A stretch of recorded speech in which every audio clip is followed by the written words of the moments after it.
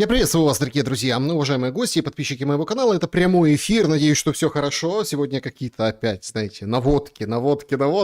Мы сегодня с вами вот в замечательнейшей компании пошумим. Как вроде далеко и не уходили друг от друга, как вроде и не расставались, и это здорово, потому что каждый день есть что обсудить, каждый день есть что отследить и в прямом эфире, и в переносном, что называется. Традиционно наш сегодняшний эфир начнем с игры в города. Я считаю, что это самое замечательное как изобретение человечества. Кто откуда, где слышно шум, пишите, пожалуйста. Вот, пожалуйста, Германия, Коблинц, ждем шум, прекрасно.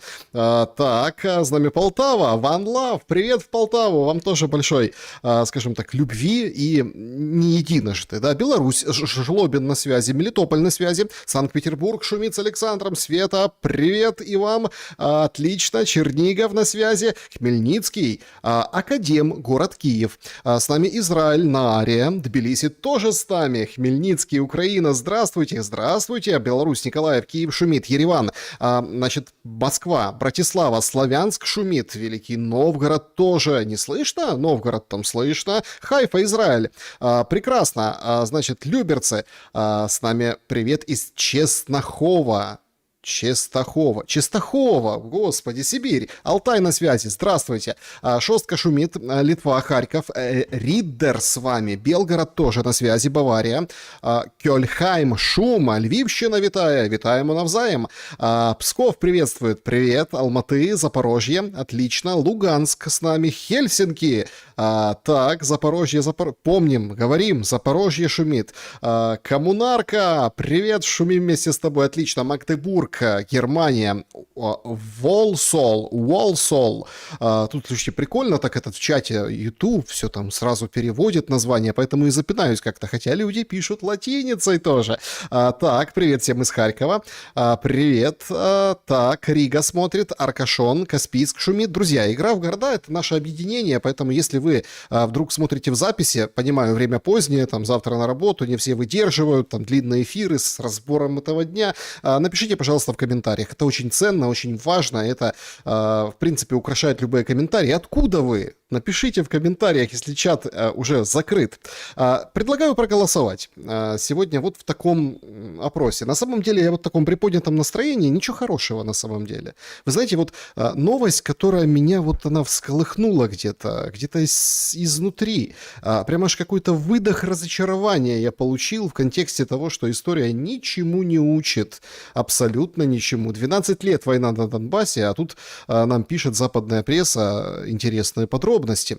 Якобы Трампу, якобы, по версии издания New York Times, пишут, что предложили на подконтрольной Украине части Донбасса сделать Донниленд.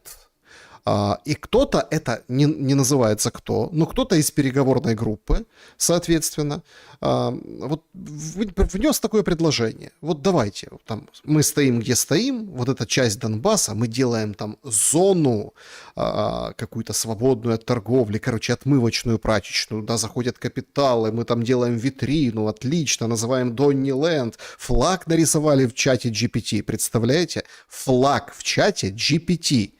Который зеленый, понятно, почему зеленый, да, и золотой, тоже понятно, почему золотой, потому что Донни у нас любит золото. И, в общем-то, вот такое вот предложение. О том, почему это дно и днище, мы сейчас поговорим, сейчас это все будем обсуждать, но у меня вопрос к вам в чате трансляции, мне интересно, вот как на ваш взгляд, вот кто мог это предложить? И варианты. Умеров, Буданов, Арахамия, Кислица. Кислица попал в этот список исключительно по фамилии, потому что реально кислое предложение. Значит, почему там нет вариантов? Никто не предлагал, это выдумка. Потому что, давайте так, предположим, это все правда, а судя по всему, знаете, вот мне кажется, что правда. И вот кто это мог сделать? Мы в конце, кстати, подведем итоги и вот посмотрим, на кого вы ориентируетесь, потому что я думал, правда, я честно думал, они ездили что-то там устаканивать, договариваться. У нас же там тайная ресурсная сделка, деталей, которые знает, может, Свириденко, и то Свириденко всего не знает. Она сегодня не так давно отчитывалась, там и перед Лагард кланялась, и перед Бессентом тоже встречалась с ним по видеоконференции. Но я думал, что они что-то решают, что-то важное. А они пургу там гнали. Они просто ничего не делали для того, чтобы достичь какого-то мира, о котором Зеленский сейчас распыляется, расшаркивается и говорит каждый раз. Они просто просиживали штаны.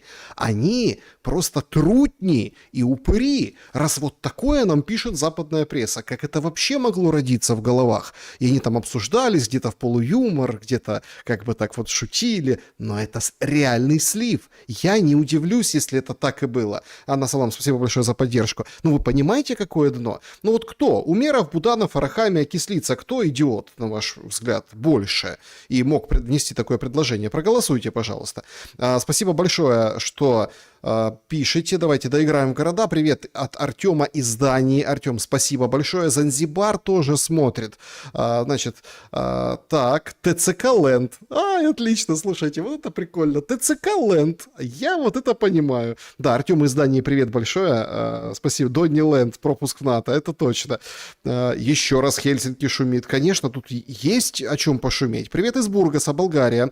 В воскресенье были выборы, сильно пошумели. О да, теперь Болгария какая? Пророссийская. Оружие Украине что? Застопорится. Ну вот по тому направлению. По крайней мере, есть вероятность такая. Мегион, Ханты-Мансийский автономный округ. Привет вам тоже большой. Ханты-Мансийский автономный округ. Спасибо, привет из Киева. Кадалакша. Ух ты. Клайпеда, Литва. Лариса, Греция. Петровск на связи. Ярославль шумит. Отлично. Так, Мурсия на связи. Да, Афины, спасибо большое. Качковка. Минск пропустили. Да ладно. Да вот вам крест. Не специально. Минск, привет вам тоже. Мартин, Словакия. Прекрасно. Геническ с вами. Гамбург. Гамбург, Геническ. То есть сам человек из Геническа. И, ну, то есть, вот пишет человек, с Януковичем сидим. Сергей пишет, вот с Януковичем сидим и смотрим. Представляете? С Януковичем. Сидят и смотрят. И, ну, я думаю, что есть что здесь посмотреть на самом деле с Януковичем. Это правда. Южный Урал, Астраханская область, Тобольск, Запорожье, Ноттингем. Форест был такой футбольный клуб. Или есть из Англии. Привет, Иваново, Чикаго. Кристобаль, Панама. Ух ты, в Панаме прям серьезно, Андрей? Ничего себе. Поставьте, пожалуйста, лайки, друзья. Все Рудный, Казахстан, спасибо. Бердянск, Кишинев, привет из наилучшего города Харькова. Друзья, всем вам большой привет и спасибо за то, что мы вместе. Вот давайте с этой темы как бы и стартанем. Понимаете, это просто какое-то днище. Я помню, как нехорошими словами обзывали жителей Донбасса. Колорадо, Сепарня, вот это Луган, Дон, понимаете, вот это все. И это все так укоренилось, и все такая ненависть, расчеловечивание. А дошли до просто какого-то идиотизма. То есть, я правда думал, там, разведение войск, какие-то, понятно, экономические терки. Они мотались в это Майами, в эту Флориду каждый раз. Делегация, Умеров, глава делегации, писали у себя, что как хорошо прошли переговоры. И Уитков писал, и Кушнер выходил, и Умеров писал, и Буданов говорит, как это переговоры не ведутся. Я же участвую в чем-то. Так в чем ты участвовал, раз вы такую чухню предлагаете?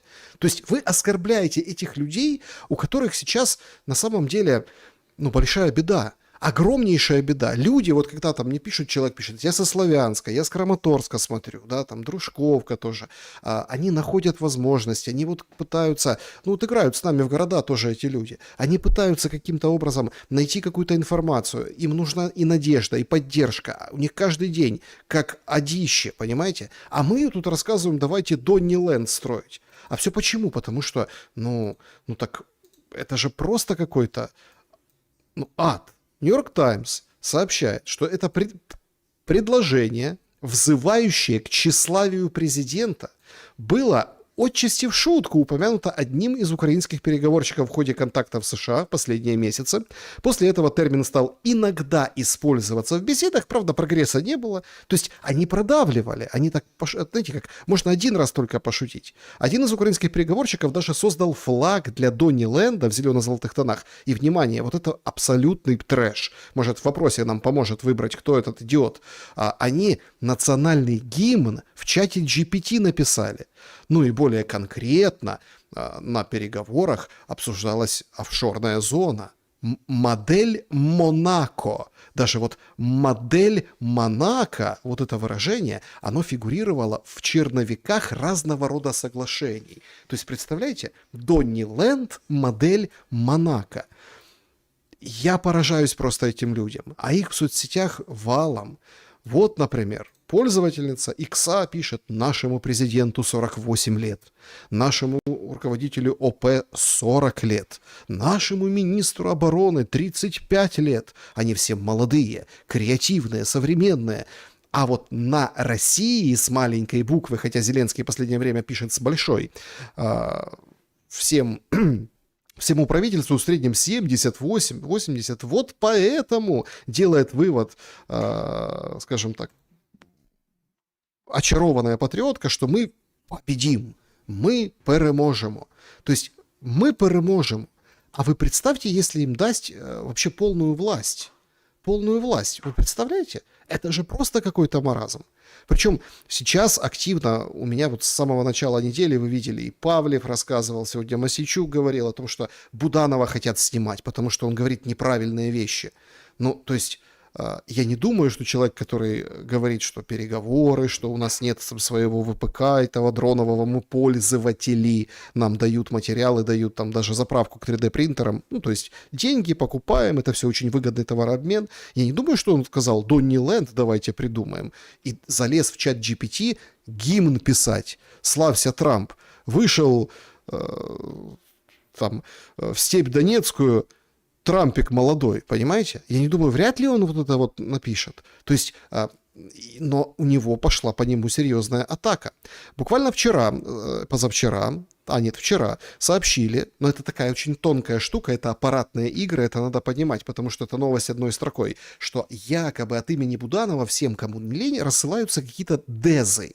И типа: товарищи, будьте бдительны, это все дезинформация, проверяйте источники, исходящие там имейлы, иногда там фишинговые ссылки, иногда просто какая-то, деза, какие-то дурные разные вещи отсылают от его имени. Вот после вот такой ереси, которую они мололи на наивысшем уровне с Уиткофом, с Кушнером, я предполагаю, что вполне себе там у Буданова, замов которых он себе не назначал, потому что нельзя, замы Ермаковские, об этом все говорят, то есть там есть аппарат определенный, может быть, у него внутри, правда, кто-то от имени офиса президента какую-то ерунду рассылает, а потом кинулись, проверили, увидели, все-таки разведчик Буданов глянул, сказал: о, божечки, и давай опровергать. То есть аппаратные игры там на просто таком уровне, там «Игры престолов», там всякие там «Молодой папа», вот это ватиканские, короче, отдыхают. Мадридский двор, детский сад.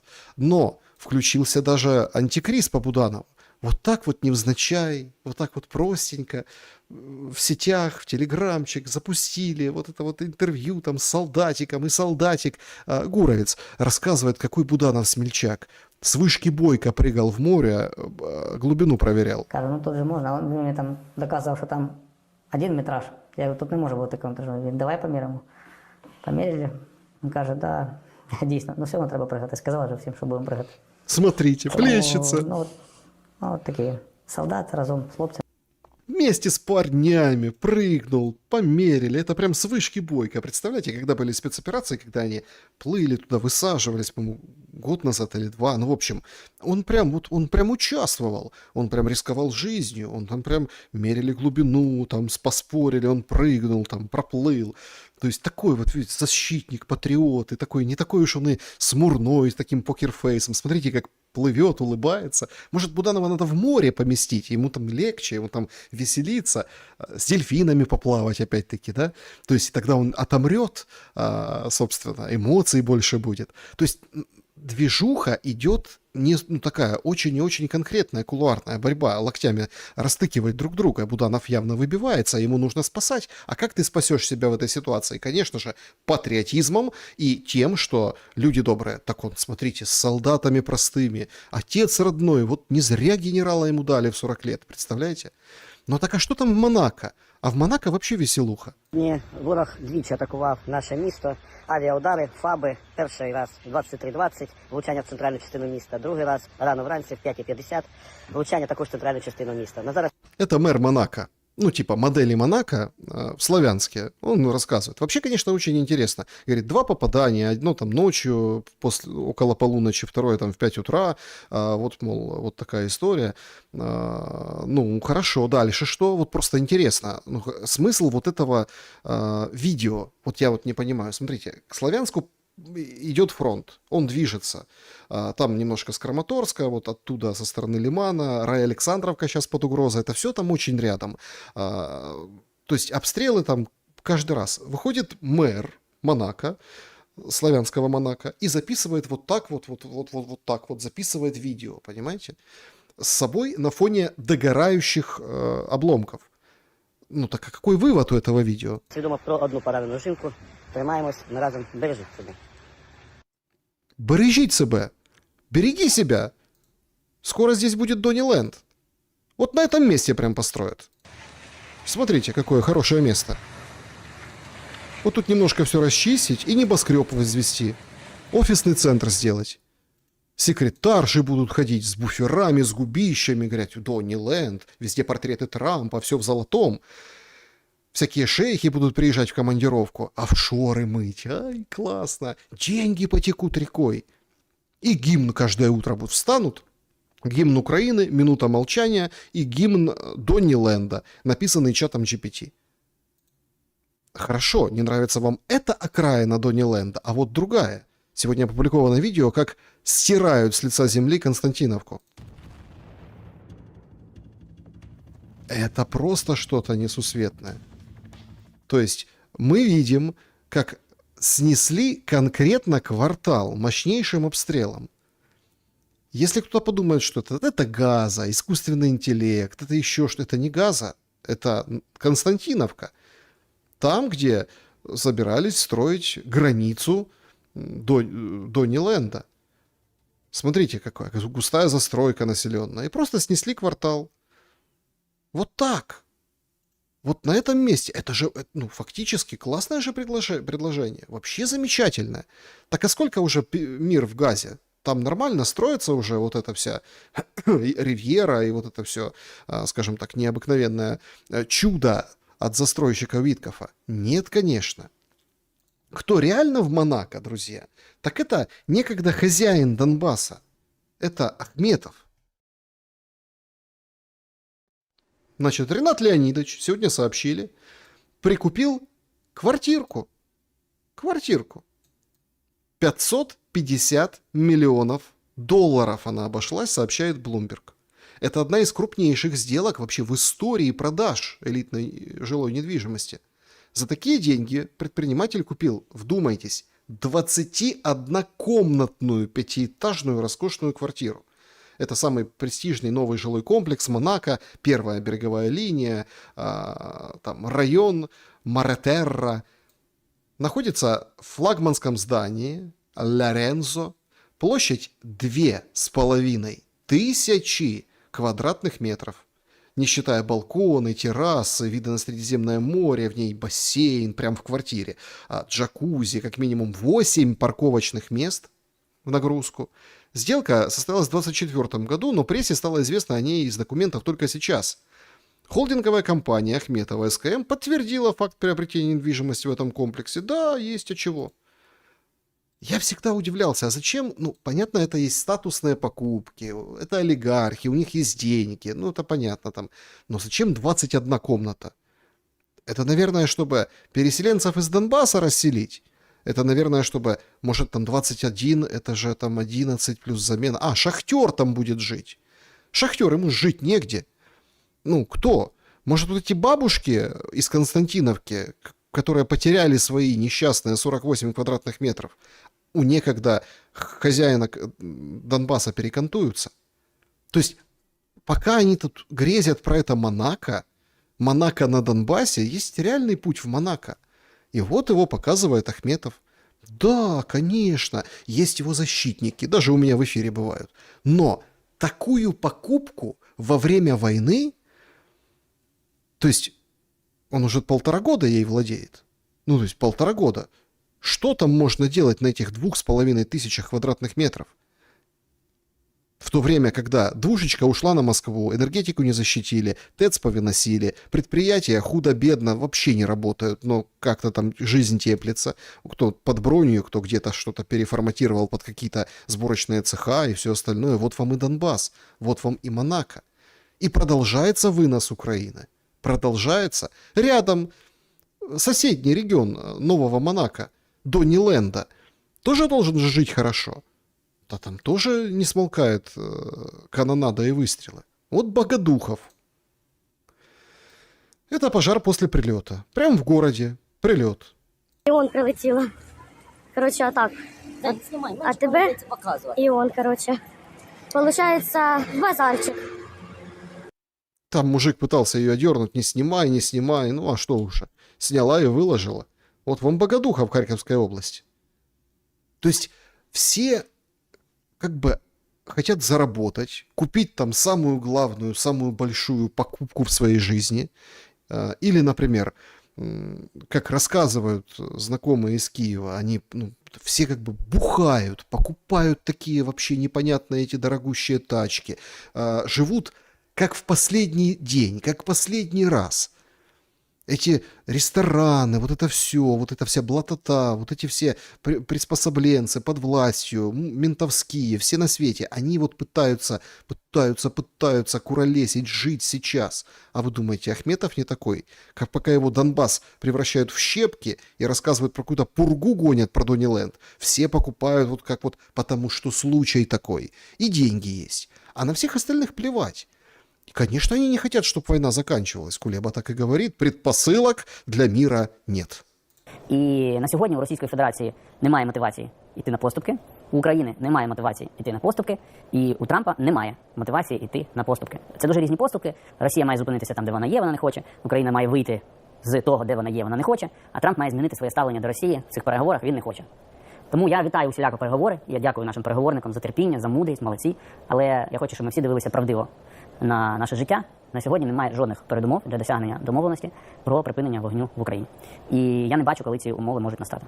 Вот так вот. То есть предпосылок нет, условий нет, ничего нет, все. Поэтому можно хотеть там отбывать номер. Прокатиться нормально на самолетике, там, повидать Флориду, посмотреть, как там в гольф играют богатые американские дядьки, посидеть там, пошептаться, поприкалываться о том, какая классная будет там территория. Так а что ж так? Что ж так? Им вот эти американцы, они вот как Задорнов говорил, да, покойные, они тупые. Им предлагают Дониленд сделать. А Дониленд, а они говорят, уходите оттуда. Подождите, мы хотим Дониленд, понимаете? Вот Кулеба говорит, нет предпосылок. Нет предпосылок ни оттуда, ни оттуда. Всех все устраивает. Всех все устраивает, да, не совсем. Сейчас поговорим об этом. Причем очень интересно, а что там на передовой? Конечно, Украина всех побеждает. Правда, там продвижение, смотришь на карту, на процентаж. Казалось бы, Deep State это абсолютно там не какие-то картографы российские. А все-таки потеряли больше территории. А если мы там чего-то освободили, то почему обмен телами вот такой, какой он есть? Вот так.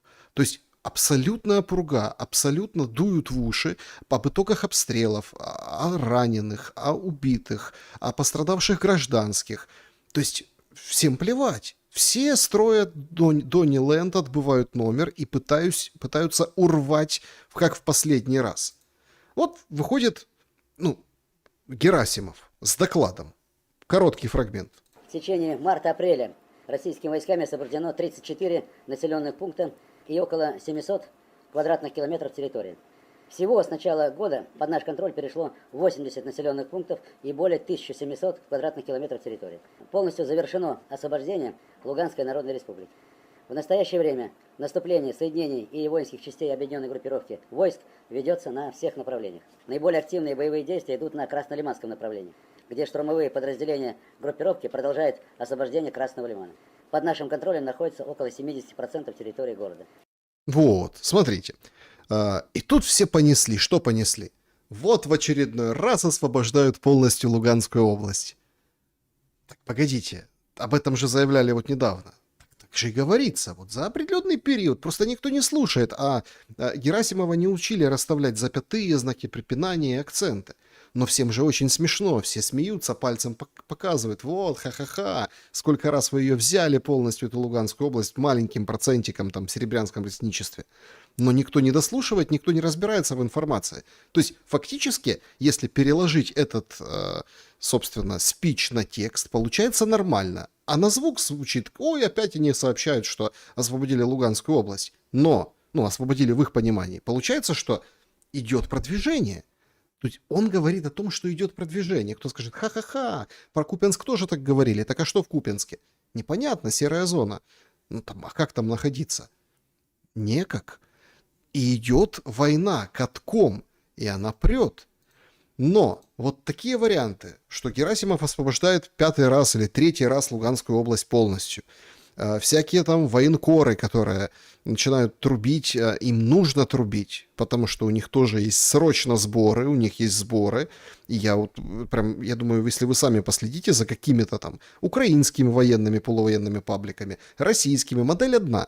Вот все, летит орешник, сейчас он прилетит.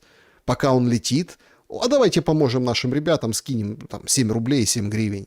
Ну и все, и как бы и сбор, потому что все же следят, прилетит орешник или не прилетит, или там долетит куда-то чего-то где-то, или не долетит. Ровно точно так же выходят и говорят, ой, все пропало, все. Давай, зачем все пропало? Скинуться деньгами надо. Это конкретный интерес, но он влияет на общую повестку. Плюс включается в России политика. Мы вчера там говорили, Гордон, там вот эта вся, это внутренняя история, общественная, политическая. Да, потому что дан старт и отмашка самим Путиным этих выборов в Госдуму. Хочу напомнить, что осенью состоятся выборы депутатов Государственной Думы. Впервые в них примут участие жители наших 4 исторических, воссоединенных с Россией регионов. Мы понимаем, что выборы пройдут в непростых условиях, а наши оппоненты, так их назовем, точнее сказать, противники, прежде всего внешние, будут пытаться использовать любую возможность для раскола и дестабилизации российского общества. Уверен, что все такие попытки будут пресечены, а избиратели отдадут предпочтение конструктивным политическим программам и идеям, патриотам, людям дела. Ну, это проблема. Вот когда идет политика, политический процесс, а там начинается политический процесс, и каждый хочет свое, скажем так, вытянуть, вытащить. И примерно все понимают, что нужно что-то делать, потому что в этой обстановке много популистов, в этой обстановке много всего, в этой обстановке, понятно, есть запрос на перемены, это всегда, какие бы выборы ни назначь, это всегда перемены. Причем речь не идет о Путине, речь о Госдуме. Госдума в политической системе, она не то, что там мало что решает, но у нее своя функция, своя роль, то есть это она не может выйти и все там запретить президенту в России что-то делать, то есть там другая модель немножко, но тем не менее даже этот вариант растаскивают, расшатывают для того, чтобы, пробиться к корыту. Давайте просто смотреть на это, то есть пробиться к корыту. Военизированная обстановка, вот эти там новые территории, как говорит Путин, воссоединившиеся, это все повод как для критики, так и для, понятно, гордости. И вот сейчас начинается вот эта борьба. Даже Макс переименовали, сегодня сообщили. Макс их переименовали. Он же был Мах, Макс латиницей. Все, теперь по-русски, скрепненько, чтобы было максимум возможностей. Понятно, что на это все влияет война. Сегодня, кстати, очень интересно, так вбросили, несколько часов пожила новость, что все, там на красной какой-то, по-моему, или оранжевой ветке московского метрополитена беда, задымление, все, сейчас прям фильм «Катастрофа метро». Оказалось, что схода не было, оказалось, что, собственно, какого-то взрыва чего-то не было, элементарная авария, но несколько часов это прям продержалось как новость, ничего себе, что-то там уже в метро намутили именем войны.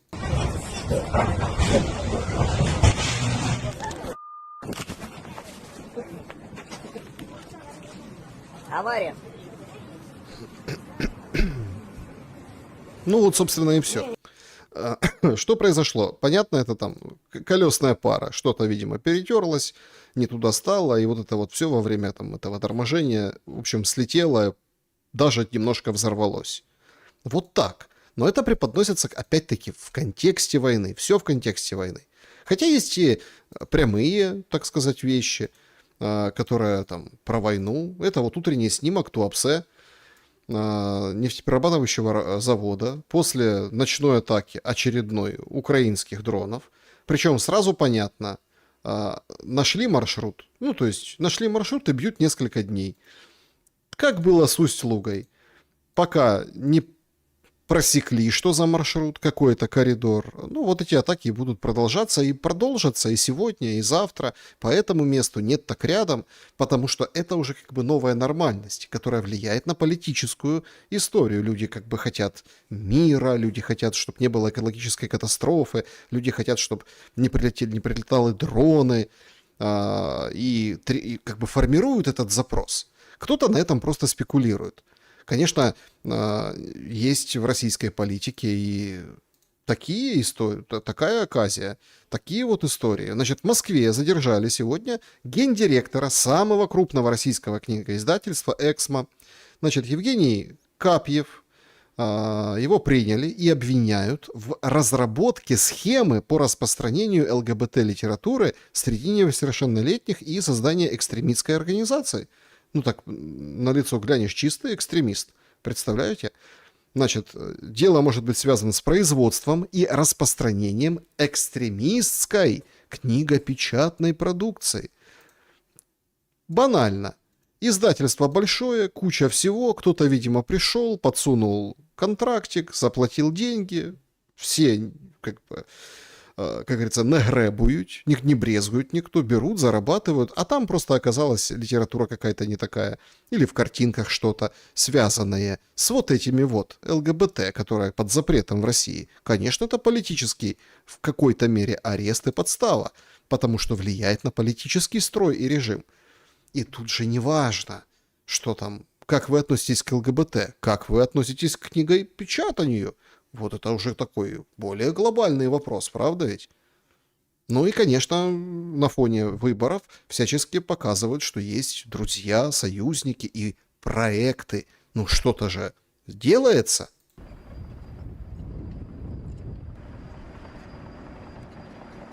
Это мост дружбы между КНДР и Российской Федерацией. Откроют его летом, а почему сегодня так с такими флагами и так вот нарочито? Ну, потому что последние там заложили сваи, последние вот как бы сейчас будут его укладывать и так далее. И вот как бы летом вот уже, пожалуйста, в КНДР можно на машине приехать. Понятно, что война влияет на это все. И международная история тоже. Сегодня в очередной раз Лавров выходит и говорит, мы ждем от Америки, когда будет выполнен дух Анкориджа. Ну, ждем то, что Трамп пообещал. А Трамп пока не делает. Ну и, соответственно, приходится, как обычно, воевать дипломатическими языками на площадках ООН. Ситуация на Украине очень тяжелая. Обычные украинцы отказываются воевать за погрязшее в коррупции руководство страны и уклоняются от службы, дезертируют и дают жестокий отпор военкомам, людоловам из ТЦК и прикнувшим к ним радикальным националистам, которые, по сути, похищают людей в целях восполнения все более возрастающих потерь ВСУ. Охота на украинских мужчин идет средь белого дня. Их вытаскивают из квартир и частных домов, общественного и личного транспорта, из больничных коек, рабочих мест, подстерегают их в аптеках и продуктовых магазинах. Людей калечат, избивают до полусмерти, применяют слезоточивый газ, Мне вот интересно, знаете, ну это немножко понятно в ускорочке, но вот интересно вот эти, скажем так, спутницы Небензя, которые, знаете, как вот в каком-то, ну, поверье, да, когда на одном плече у нас черт, а на другом дьявол. Такие же страшные вещи. Ну, ой, извините, ангел, а на другом типа черт, да? То есть такие же страшные вещи рассказывают Небензя. Ну, а лица их просто, ну, неимоверно умиляют. Понимаете? шокеры. Хватает даже инвалидов с серьезными заболеваниями. Такую безопасность Зеленский хочет экспортировать по всему миру. Мне кажется, что наоборот тут немножко. Правое плечо там более стервозно выглядит спутница, а левое более по-ангельски. Хотя оно должно пересядьте, поменяйте их местами. В реальности он экспортирует только наемниковое оружие, которое всплывает в конфликтных точках по всему миру. Ну и, конечно, свои театральные представления в основном на европейских подмостках. Украинец не Бензя. Украинец говорит нам о таких страшных вещах. Ну, а абсолютно такая флегма, что слева, что справа, понимаете? Сам же Путин сегодня говорит, что украинцы вообще хотят уже закончить войну. Просто думают как. Причем интересно, что многие протрактовали это уже, как Путин говорит, что в Киеве думают, как Донбасс отдать. Ну вот это Дониленд. Как же так отдать Дониленд? Чтоб Дониленда не было, нового Монако там не было, были только разрушенные территории, оттуда вышли, да и все. Разрешите мне, пользуясь случаем, от всего муниципалитета поблагодарить всех тех, кто сегодня выполняет задачи. Здоровья, счастья, скорейшего возвращения домой. А то, что победа будет за нами, никто не сомневается. Я думаю, что и враг уже тоже. Спасибо. Ну да, там просто думают, как это все оформить. Ну, посмотрим. Тем не менее, боевые действия всегда это вещь чрезвычайно сложная, опасная. И мы знаем, чем все закончится, но не будем делать никаких публичных заявлений на этот счет, а будем просто реализовывать и стремиться к тем целям, которые мы перед собой поставили, реализовывать те задачи, которые перед нами стоят. Уверен, они будут достигнуты. То есть все как обычно. Цели будут достигнуты, значит, Киев хочет уже как-то так это все закончить, ну и Россия знает, чем все закончится. Не говорит, правда, когда, но знает. А когда не скажешь, как ты тут скажешь, когда война все-таки дело опасное, тут есть удача, тут есть случай, тут есть, понятное дело, это же опасные вещи, все равно как ни крути, это убийство, уничтожение инфраструктуры. Правда, Путин думает, что Зеленский думает, как все закончить, а Зеленский думает о другом.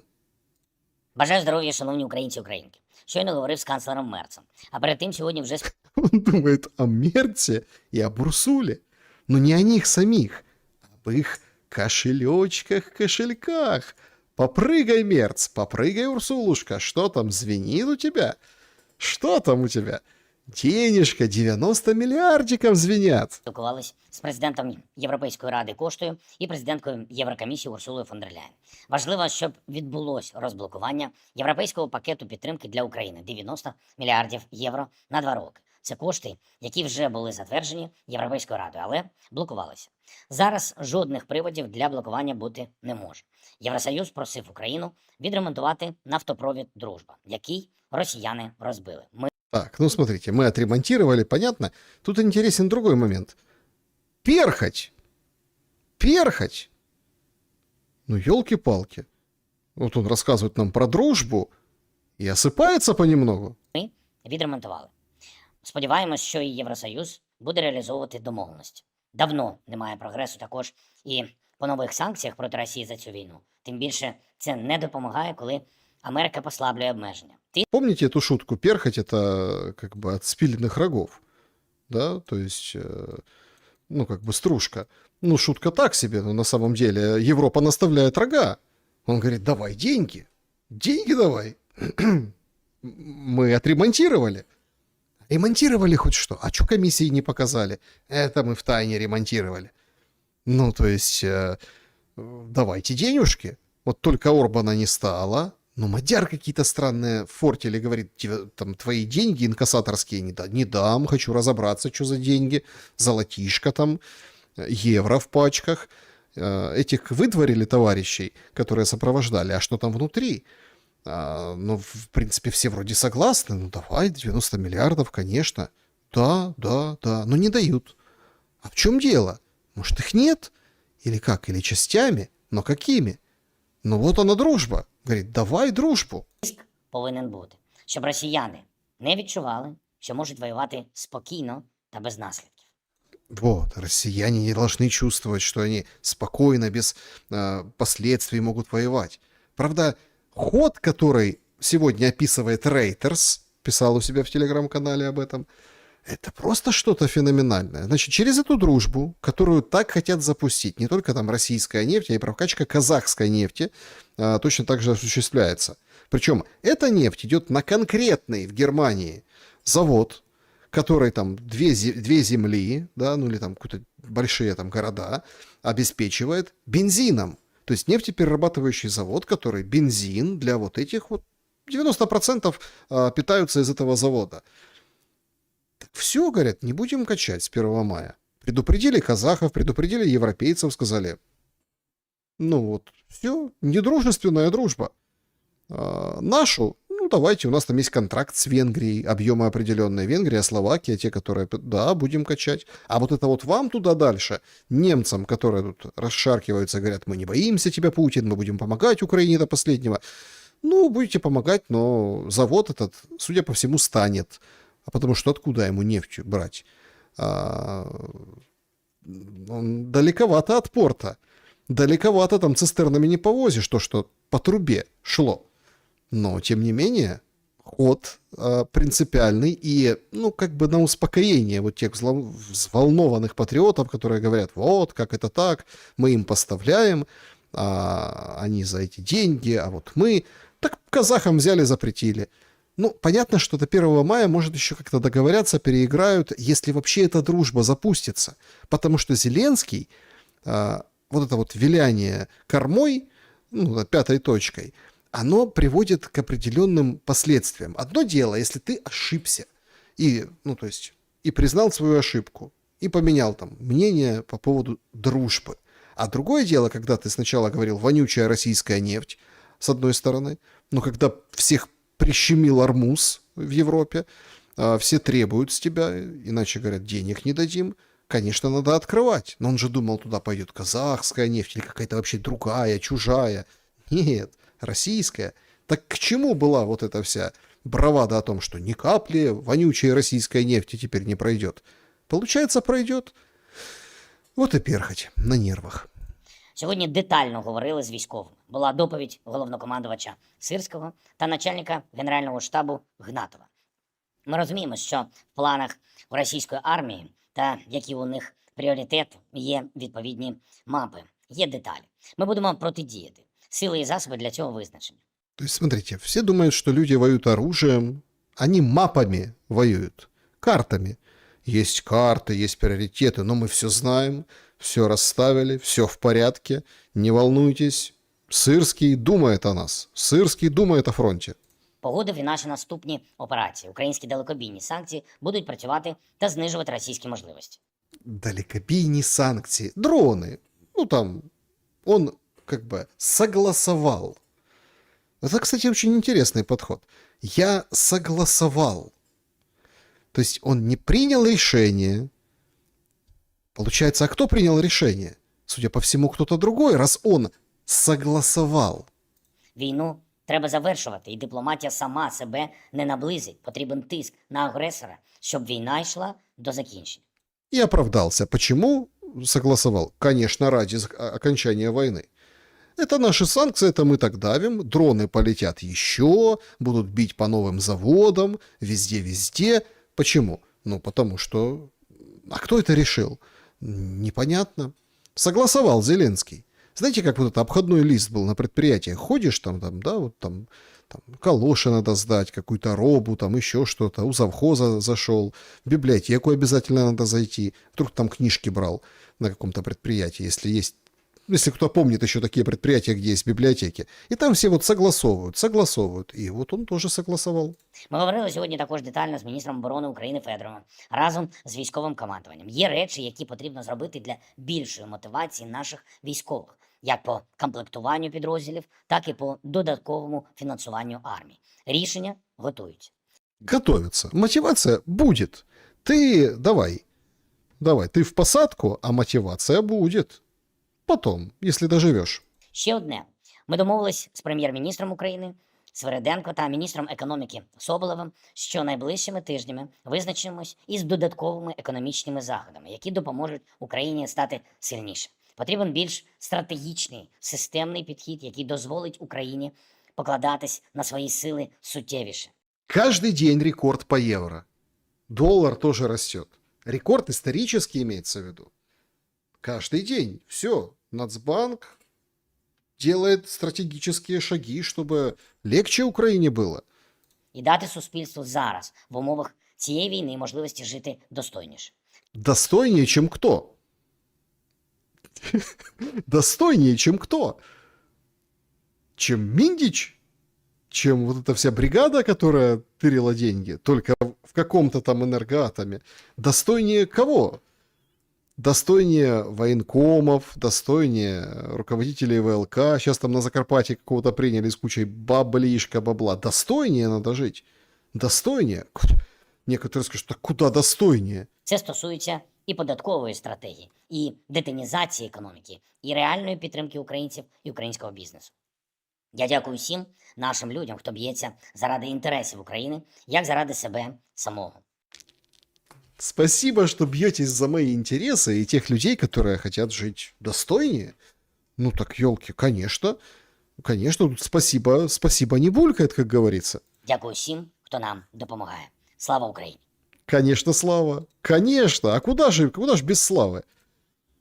Правда, сегодня в течение дня Зеленский признал еще одну очень крамольную мысль в своей публикации. Значит, это, конечно, нечто. Он рассказал, что Украина, представляете, не сама создала морские дроны, а европейцы помогли. Многое из того, что нам удалось с морскими дронами, это не только благодаря украинской оборонке, но и благодаря помощи партнеров.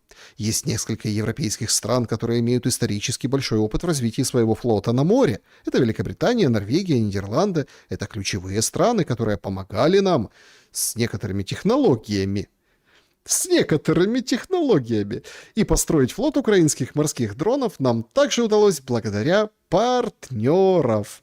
Правда, раньше говорили, что это украинская разработка. В то время в целом мире существовали альтернативы. Вообще не было никакой альтернативы. Инновационная разработка ГУР, оружие украинского производства. Также звали, также величали эти дроны. Это же прям украинская новый дрон «Малюк».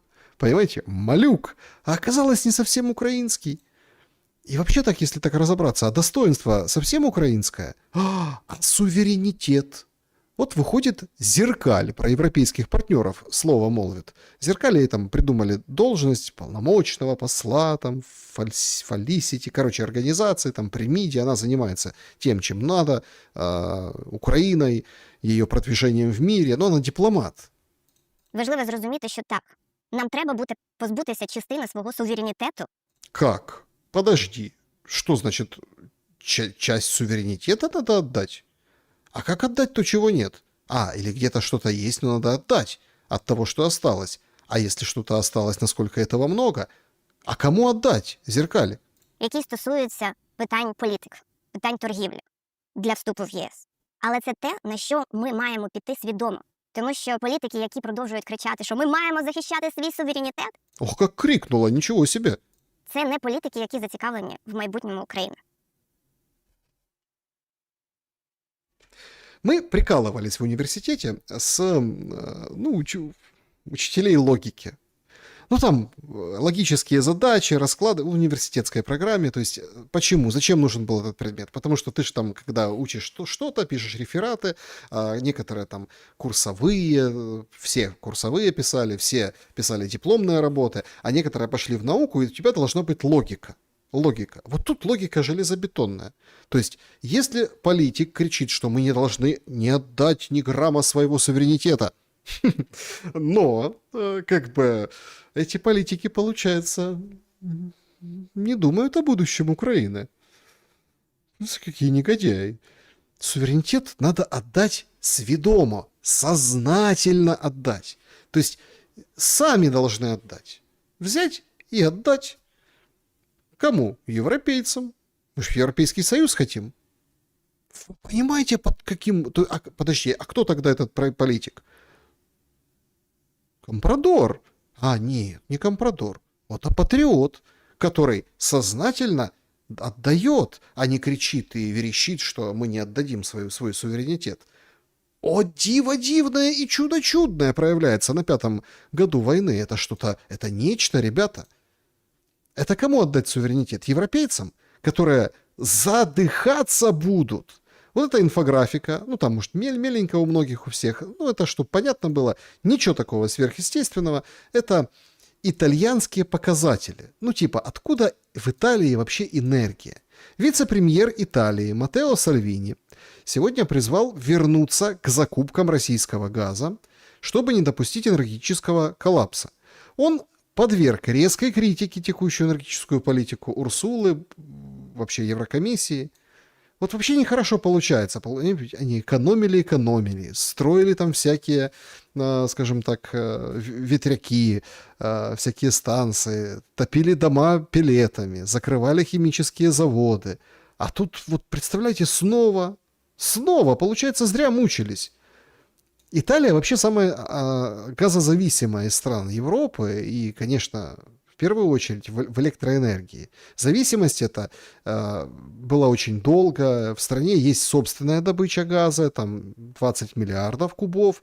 Естественно, на все потребности этого не хватает, потому что вот, все помнят, что Италия была промышленно развитой страной, выпускала не только там машины, да, всякие, и сельхозтехнику, а еще и там сложные оборудование, которое там особо ценилось, металлургия. То есть Италия была сильной на самом деле. Начались поставки советского газа в 70-х годах. Это вообще основная подпитка и сотрудничество. Тогда все, вот это, помните, приключения итальянцев в России, дружба и так далее. То есть и как бы начался вот такой вот бум определенный. Ну сейчас где это все? Ну вот Сальвини говорит, надо российский газ покупать, елки-палки, что вы творите? Давайте нам туда тоже по этим перетокам, давайте перемычки вот эти, давайте, как вот Союз нам качал, и Россия пускай качает. Не выгребаем мы. Хутор становится какое-то, ну, безжизненное такое, туристическое, ну, очень яркое, потому что природа все-таки красивая, традиции, пицца, все. Пиццу ну, на газу ж лучше печь, чем на дровах. То есть, понимаете, в чем дело? И вот тут уже вот такое прозрение у вице-премьера. Причем он это говорит с сухими цифрами, расчетами, говорит, что будет катастрофа. Ну, потому что в связи с тем, что происходит на Ближнем Востоке, это прям беда. Дальше. Болгария. Вот этот замечательный мужик, мы его сегодня с Пламеном Пасковым обсуждали, о нем пишет Евроактив. Результаты выборов в Болгарии ставят под вопрос поставки оружия в Украину. В Европарламенте опасаются, что победа партии Радева на выборах может нарушить цепочку поставок боеприпасов. Значит, ранее Радев критиковал оборонное соглашение с Киевом, выступал против оказания военной помощи. Болгария на самом деле играет ключевую роль в вооружении Украины. Фон дер Ляйен говорила, что страна обеспечила Киеву треть оружия в начале войны. Военный завод в городе Сопот производит взрывчатые вещества, снаряды, и в прошлом году заключил с Рейнметаллом немецким сделку на 1 миллиард евро по строительству совместного предприятия. Плюс надо не забывать о том, что вот так вот бочком в территориальных водах там Румынии и в той же Болгарии туда вот так бы, да, вот движутся вот эти суда, избегая нейтральных вод, чтобы их не поразили. Потому что, понятно, морем, Дунаем тоже тянут, где-то замаскировано, где-то не особо оружие. Поэтому тут болгары могут при таком-то развороте сказать, а что это возле наших? И давайте в нейтральные воды идите. Корабли с оружием, давайте туда. Но все-таки среди украинских мыслителей о Европе очень и очень такое впечатление романтическое у украинских комментаторов. Это вот СБУшник бывший Иван Ступак говорит, что слушайте, сейчас подождите чуть-чуть. Немцы начнут пытаться оцепить кварталы, где живут украинцы, блокпосты выставлять в немецких городах, там, где украинцев много, вот эти там джоб-центры, там караулить, собирать насильно, крутить, как наши ТЦКшники, і відправляти в Україну. Співробітники силових органів не можуть приїхати до Німеччини і почати виловлювати чоловіків з Німеччини. Не працює воно так, бо немає повноважень у наших, немає юрисдикції у наших силовиків працювати на території Німеччини. Німеччина це ніколи не дозволить. Представляете? Это прям проблема. Германия никогда не позволит нам у себя там орудовать, а так бы поорудовали. У нас же там, мы ж-то знаем. Мы ж-то опытом можем поделиться. И как дроны строить, и как людей вязать. Це перше. Друге, Німеччина, швидше за все, це такий, знаєте, пробний шар української влади. Якщо відкатають дуже вдало, або влада буде задоволена темпом повернення наших чоловіків до України, то одразу підуть і до Польщі, і до Словаччини, і до решти країн. Ну, як там вже карта ляже. То есть они сейчас откатают, а потом пойдут там в разные страны с этой моделью. Ну как? Чтобы как бы они их же руками, да, вот их украинских беженцев, которые у них в странах, и отправляли в Украину. И желательно за их счет, чтобы финансировали это дело. На мене це буде відбуватися наступним чином. Я припускаю, я не маю до кінця інформації, але на моє розуміння буде так. В першу чергу це чоловіки 18-65 років, ні, 25-65 років, які перебувають на території Німеччини, отримують ці ось пособі, по безробіттю, ці соціальні всі виплати, офіційно не працевлаштовані, це друга категорія, займаються якимись там іншими видами діяльності, податки не сплачують. В першу чергу це буде стосуватися їх. І ті, хто працюють легально, працевлаштовані, я думаю, їм немає за що турбуватися взагалі. Німецький уряд в будь-якому місті Німеччини чудово розуміє, де компактно проживають українські громадяни, і їх будуть, не знаю, там чи робити блокпости, чи поквартирний обхід, чи побудинковий обхід, будуть шукати, перевіряти на наявність легальних підстав знаходження в Німеччині. Якщо таких підстав не буде, їх будуть швидше за все депортувати до України. От мені здається, таким чином будуть працювати. Угу. То есть он сам не понял, что он наговорил. То есть они будут... Они же знают, где у них украинцы живут. Приехали. Так, а ты тут... О, ты тут нелегально. Да? А можно нелегально жить в Германии? Прям нелегалов куча? Прям нелегал на нелегале? Тем более украинцу, которому государство за то, что он украинец и сбежал от войны, помогает и дает деньги. То есть он сам себе противоречит. Похрюкивает, покашливает, попукивает. Но это выдает. Этот род выдает вот это. Для чего? Для того, чтобы запугать. Для чего? Для того, чтобы, сказать, что Родина помнит о тебе. Украинец в Германии. Родина о тебе помнит. Правда, как-то не работает. И люди все бегут. Помните, как в песне «Светофор зеленый»? Бегут, а он им светит. Этот сказочный дух свободы. Одесская область. Задержано 3 врачей скорой помощи, которые вывозили мужчин прямо на служебном автомобиле, на карете в Приднестровье, сообщает СБУ. В частности, маскировали мужиков под водителей, санитаров. В общем, переодевали, там какие-то документы, что-то где-то, срочно в Приднестровье, вызов, раз там. И нормально. Брали, понятно, за это деньги, вот это накрыли. Такие, другие, любые схемы. Но когда возникает там схема, то ты понимаешь, что это, скорее всего, просто не поделились.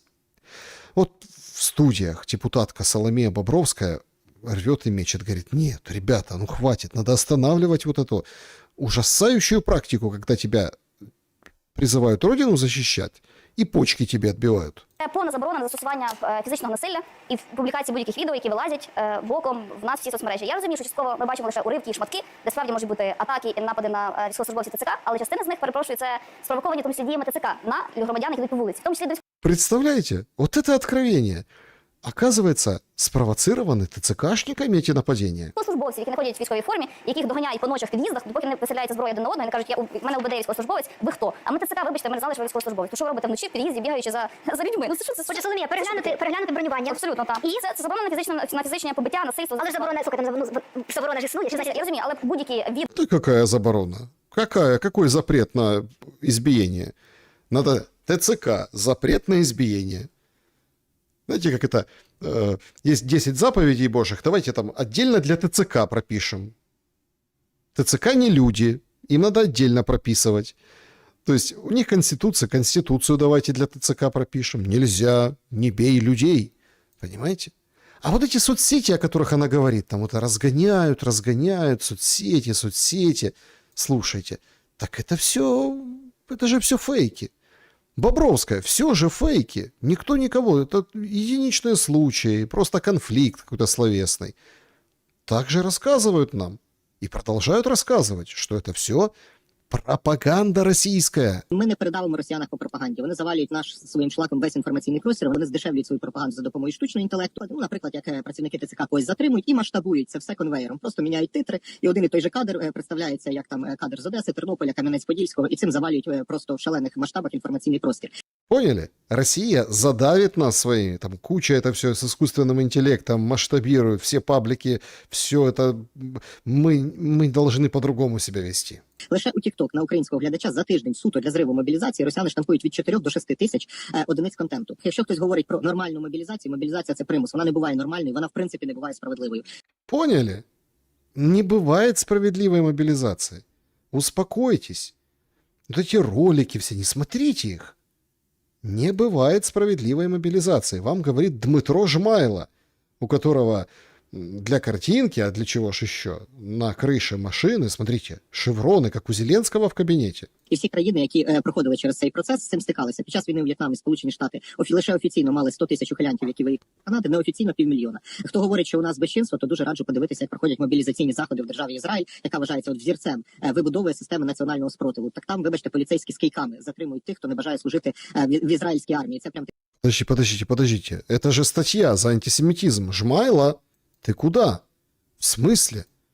Полицейские в Израиле, тех, кто не хочет служить, прям с дубинками, прям вот это вот их раз, давай, Сахал, давай именем Биби, Биби тебе по почкам. То есть, представляете?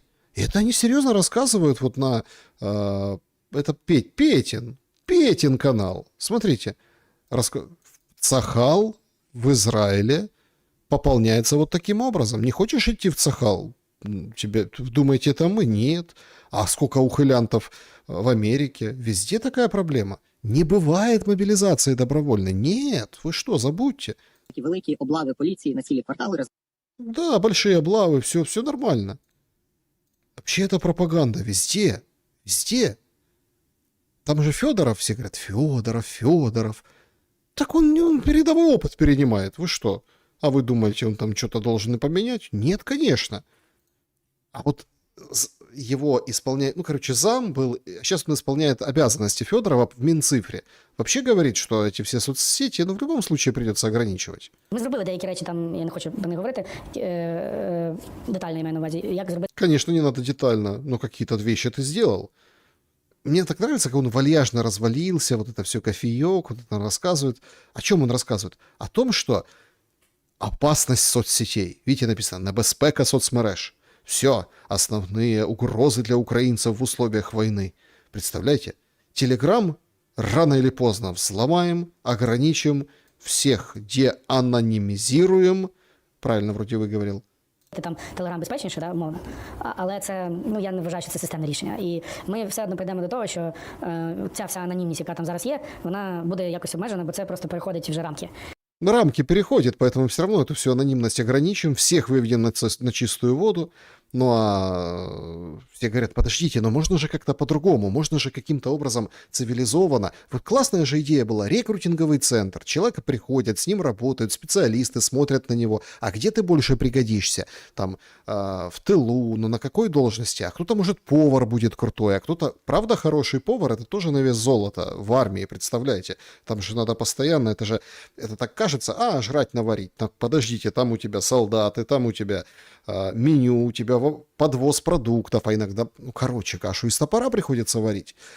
Может, рекрутинговые центры? Не, вот смотрите, командир экипажа беспилотников Роман Синицын говорит, что рейтинговые центры все уже в прошлом. Я не так давно розмовляв з комбригом однієї з бригад, у яких є теж рекрутинговий центр, там в декількох містах, Західної України, в Києві. Він каже, що толку від них немає вже. А чего? А что такое? То есть у бригады, это же новая типа мулька была, помните что? Смотрите, приходи, не иди в ТЦК, в рекрутинговый центр какой-то распиаренной бригады, он с комбригом целым говорил, приходишь, и тебя там, с тобой там, как нормально работают, да, то есть нормально, адекватно. нет вот этого ТЦКшного, и плюс ТЦКшникам ты для них вот все, ты пойдешь в учебку куда надо, ты же там к этой бригаде числишься, поэтому иди к ним, иди к ним. Так а что не работают? Що, типу, витрати на забезпечення цих от, умовно офісів, людей, там, вони не покривають того результату, який вони дають. Тому що там місяць приходить прям в їх офіс, там декілька людей, і це вже не виправдано. Потрібно працювати іншими методами. Щодо інших методів, деякі Щодо інших методів, це в тому числі бусифікація. Да, Давайте бусификация. правда в очі. Конечно. Надо бусифицировать. Они ж, ну, смотрите, украинцы, вам же предложили цивилизованный метод. Открыли от бригад офисы, наняли людей, бумажки положили на стол, карандашики к интернету подсоединили, за свет заплатили. Ну, прям в офисах. А вы не идете. Значит, бусификация вам. А он ничего плохого в бусификации не видит. Все нормально. Там, але при тому я прихильник, називаємо це так, примусової силової мобілізації. Я, чесно кажучи, от буквально недавно подумав, ну, якби мене з якихось причин там списали з бойового підрозділу в тиловий, і я проходив би службу в ТЦК, ну, мені б дуже серйозно кришку би зривало, якби мені хтось в Києві типу, розказував, що типу, я громадянин світу, це не моя війна, там Україна сама напала на Росію, а це ж ми ну, бачимо, таких же ж долбойобів якби, ну, вистачає. Ну, типу, я не знаю, як би я діяв. Я б теж, напевно, там, ну, можливо, ну, не знаю, скажімо так, якби я діяв в такій ситуації. Не знаю. Ну, конечно. И поэтому что? Это нормально. Это нормально. Бусификация — это нормально. Ничего такого. Везде она есть. И человек там списался с передовой, с фронта, пришел. Они же все служившие. Все служившие. Более того, есть там экс-советница зама министра обороны Дана Яровая. А та вообще говорит, ребята, так пора определяться, мы воюем или нет. здається, нам в першу чергу собі вже потрібно сказати чесно, ми воюємо чи ми граємо в щось. Бо якщо ми говоримо, ми воюємо, то у нас ми маємо перейти і змінити законодавство. І тут потрібна і законодавча гілка влади, і виконавча. Ми маємо перейти до швейцарської, ізраїльської моделі. Ми маємо мобілізувати жінок. Ну от я реально розумію, що маючи 3 дітей, я готова йти десь мобілізуватись, бо в армії є для кожного місця. Не обов'язково стояти на позиціях. Можна Поняли? Смотрите, как она. На лабутенах и в офигительных штанах. То есть, прям списанная Дана Яровая с героиней клипа группы «Ленинград». Пришла, смотрите, ожерелье надела, губы накрасилась сама, расчесалась, пиджак на ней. И она говорит, я готова идти воевать. В армии найдется место каждому. Каждому есть место в ВСУ. мати з тилу, логістику, забезпеченням і всім іншим. І ми маємо собі чесно, просто чесно, самі собі сказати, ми воюємо, чи ми взяли в рабство тих кількість людей, які там, і які стоять на позиції після поранень, після цього, тільки тому, що їх немає ким замінити. И началось, понеслась в пабликах. Вот там какой-то мальчик, он 375 дней на позициях на передовой, без отпуска, без ротации. Вот прям вот и воюют там, а вот этот там вообще с начала войны. Ну, такие истории, мини-истории рассказывают, понимаете? А люди не хотят воевать, представляете? Бегут, причем такими способами, что явно пригодились бы эти навыки на передовой. Ирпень, побег с ВЛК. Врачебной комиссии, военно-врачебной комиссии.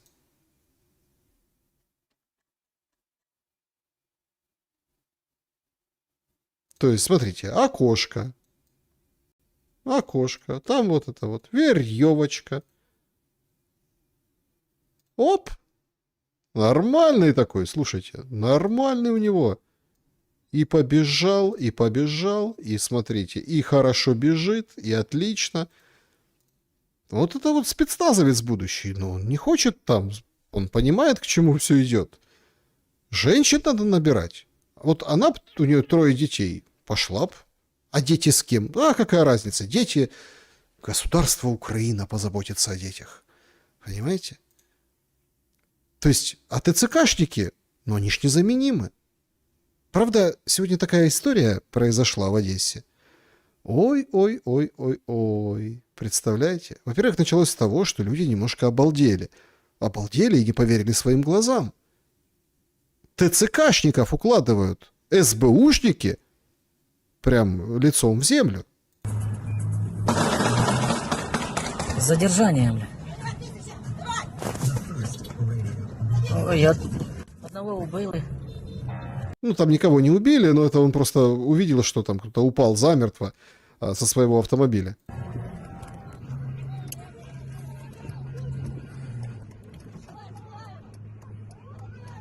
Охуеть. Сигналят люди рядышком, смотрят там на камеру, это все снимают, СБУшники. Бус ТЦКшный, представляете?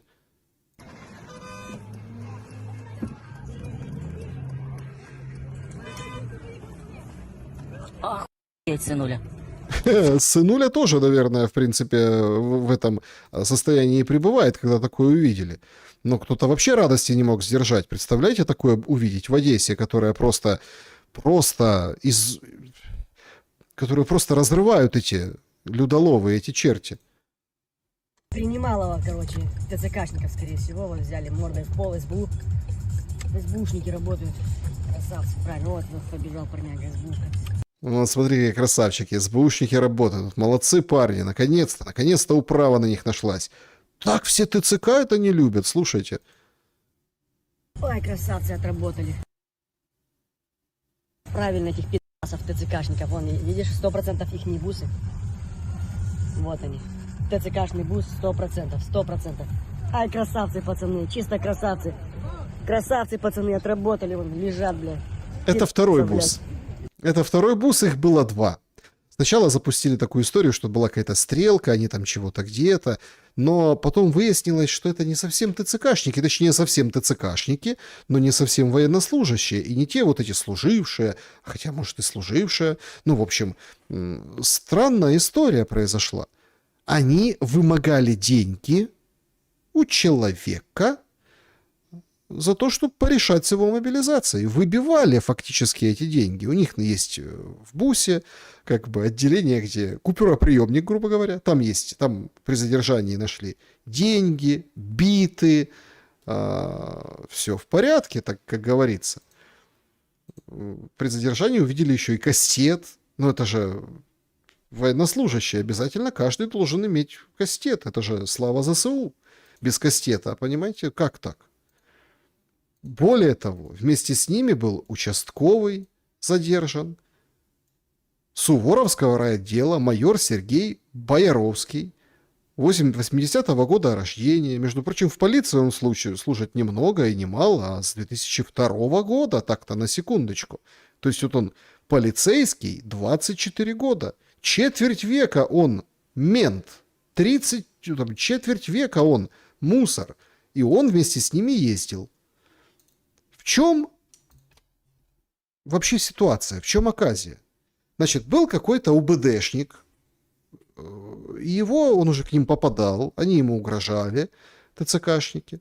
И, в общем-то, в очередной раз вот его приняли, но, видимо, тот вышел на связь с СБУшниками, да, и, в общем, как бы вот пытались задержали один бус, со вторым была погоня, стрельба была, все как красиво, все как положено. Они пытались удрать, но они же не понимают, что там СБУ, не СБУ с самого начала. Потом уже, в принципе, было понятно. Ну и, в общем, уложили их. Все в шоке. Районный ТЦК отстранили. Областного военкома главного Сырский отстранил. Представляете, Сырский даже нарисовался. Зеленский не нарисовался. В обращении мы его видели, об этом ни слова. Это очень негативная история. То есть они как работали? Вот этот вот мент, да, вот этот вот мусор, да, он участковый. Он 25 лет работает в полиции, он участковый в вот этом районе. И он, соответственно, знает, кто чем дышит. А кто побогаче, у кого машинка поприкрученнее, а у кто там, ну так, в порядке себя. У кого есть, короче, деньги. И вот они наезжали, прям бандитским образом, и говорили, 30-ка с тебя. Правда, там сейчас сначала 30-ка писали, говорили, 50 тысяч долларов, видимо, не первый раз. И, видимо, в принципе, стоило и обратиться в органы, потому что вполне вероятно, нам не говорят, кто этот человек, пока, по крайней мере, может, завтра скажут. Но все прозрели. Руководство ТЦК немедленно выехало туда на место к своим этим браткам. Что ж вы делаете? Кому вы дорогу перешли? В чем? Что такое? Что целая СБУ за этого человека впряглось? все же со всеми вроде как делятся. Это же нормально, в порядке вещей. Но рыпнулись, видимо, не на того товарища. Чуть-чуть не на того.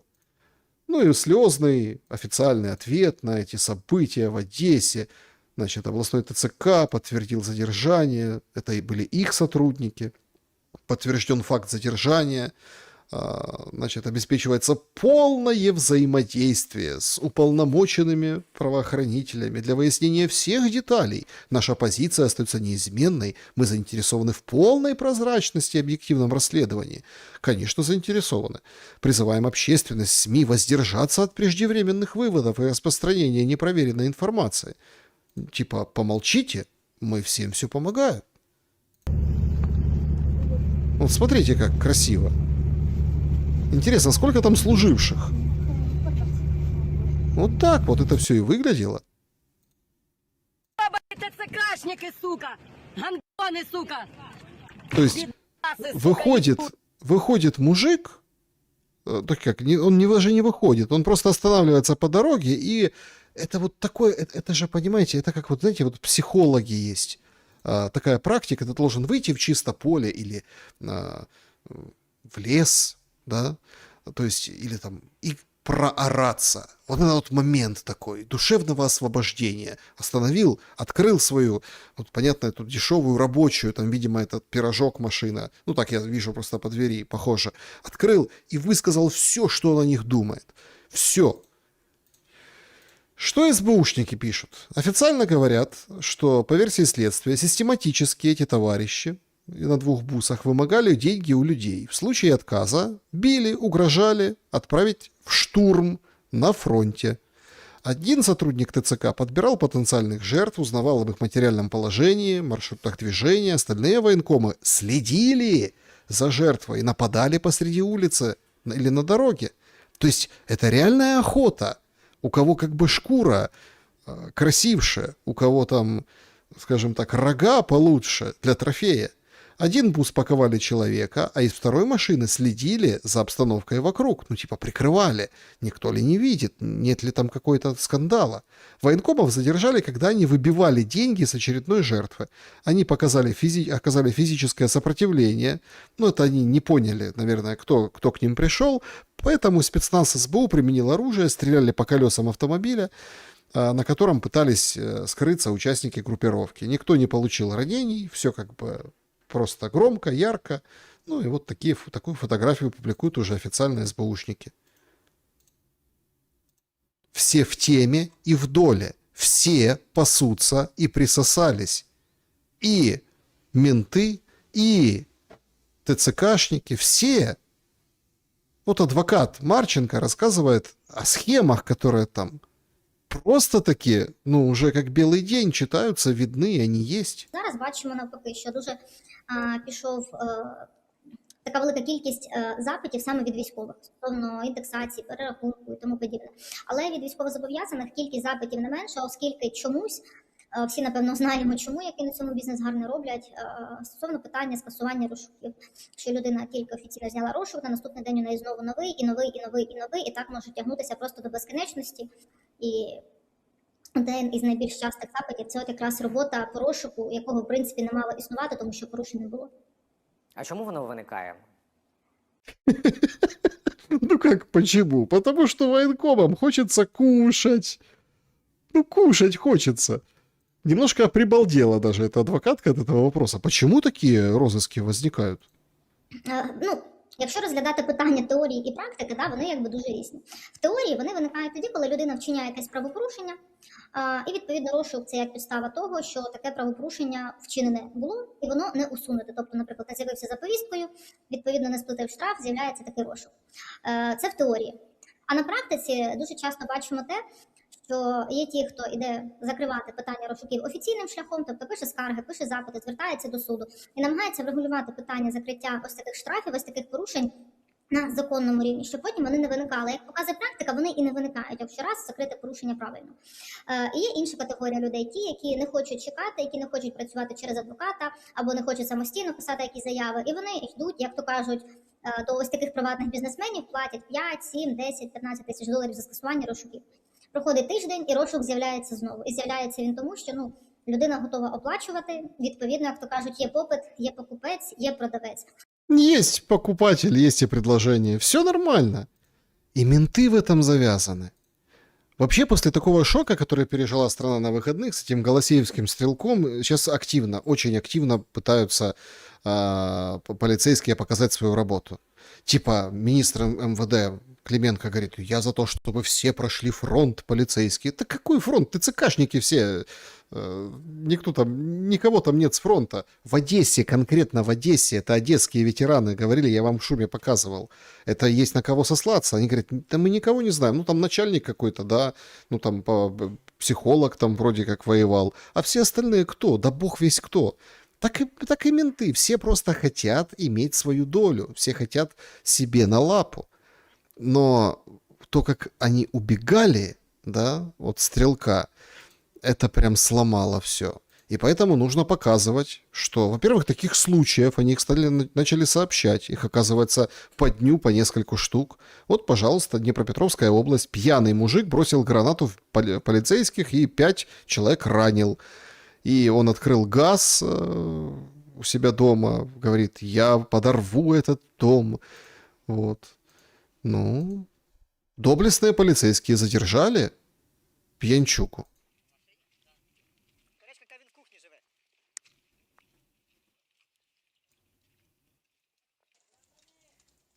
А дом-то какой, смотрите. Смотрите, какие. Дом-то какой. Ну, сразу видно, человек богатый. К нему-то ТЦКшники не придут. Ну, что-то, видимо, перемкнуло. И вот давай бросаться в них гранатой. Ну, хотя бы это газифицированный дом, да.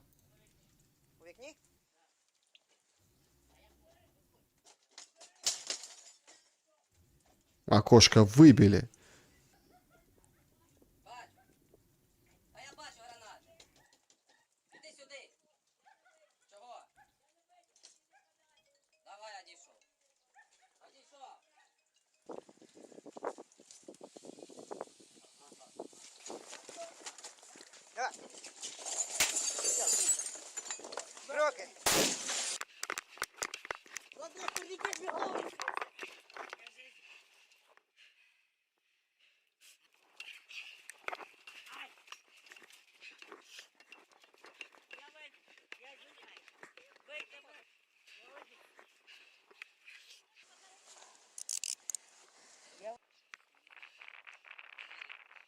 То есть, смотрите, нужно показывать, что вот этих опасных элементов с гранатами, с пистолетами, с карабинами после киевской истории задерживают. Везде, причем это вот Днепропетровская сегодняшняя история, а вот также сегодня другая история. В Киеве, представляете, мужик, 37 лет, ходил по жилому комплексу с автоматом. Значит, вчера в 23:10 в Днепровское управление полиции в Киеве поступило сообщение о том, что один из жилых комплексов по улице Каховской ходит вооруженный человек. Правоохранители установили квартиру, в которую вошел нарушитель, и задержали его. 37 лет оказался местный житель. Он пьяный тоже оказался.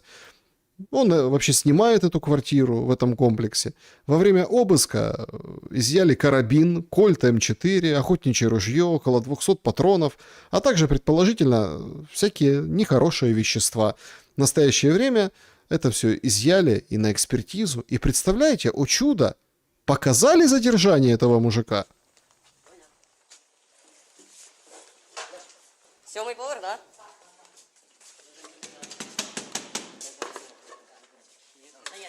Руки! Опусти зброю! Руки назад! Руки назад, я сказав!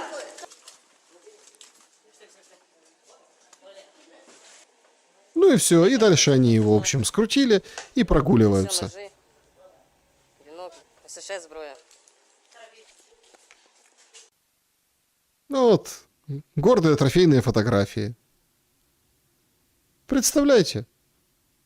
Тут они все среди нас, но полиция нас бережет. Полиция, видите, не убегает, полиция работает. Нужно очень быстро показать после такого провала то, что, собственно, произошло. Сегодня судили вот этих двух полицейских, которые убежали, мужчину и женщину. Значит, это вот уже приговор. Значит, приходит судья, вот этот, скажем так, України результативна частина 21 квітня 2026 року із такий, що суддя під час передачі адміністративного мовчану за участі секретаря судового засідання Касінчука, розглянувши в відкритому судовому засіданні в залі суду клопотання слідчого другого слідчого відділу територіального управління Державного бюро розслідування розташованого в місті Києві Стрельського. ну, короче, она зачитывает, что прокуроры просят лишения свободы, и вот его лишили свободы на 60 дней. Вот этот полицейский уже, говорится, без формы, говорит, что жалко ему, что так случилось. Значит, вышел человек на меня с автоматом, начал вести по мне прицельный огонь, я начинаю отходить, потому что на открытой местности, чтобы найти укрытие, когда я совершал уход, по мне велась стрельба, я нашел укрытие, принимал меры, чтобы обнаружить, обезвредить нападающего. Мне жаль, что так получилось. Каждый день прокручиваю это в голове. Ну, в принципе, в голове не надо. Мы вчера все посмотрели запись с бодикамер, напоминать не будем. Но раскаивается полицейский. Кажу чесно. Ну, мені дуже шкода. Так сталося. Шкода. Кожен день включуся в голові. Ну и все. Все. Жалко, каждый день кручу в голове. Ну а что делать? Что делать? А вторая полицейская, которая тоже была в наряде, рассказала много интересных подробностей. Ну, во-первых, она оправдывалась, говорила, я вообще никого не видела, я вот там шла за аптечкой, началась стрельба, я вообще не поняла, что произошло. Я взяла ключі, а з машини забрала планшет, щоб його залишити в автомобілі, щоб він не заважав нашій роботі.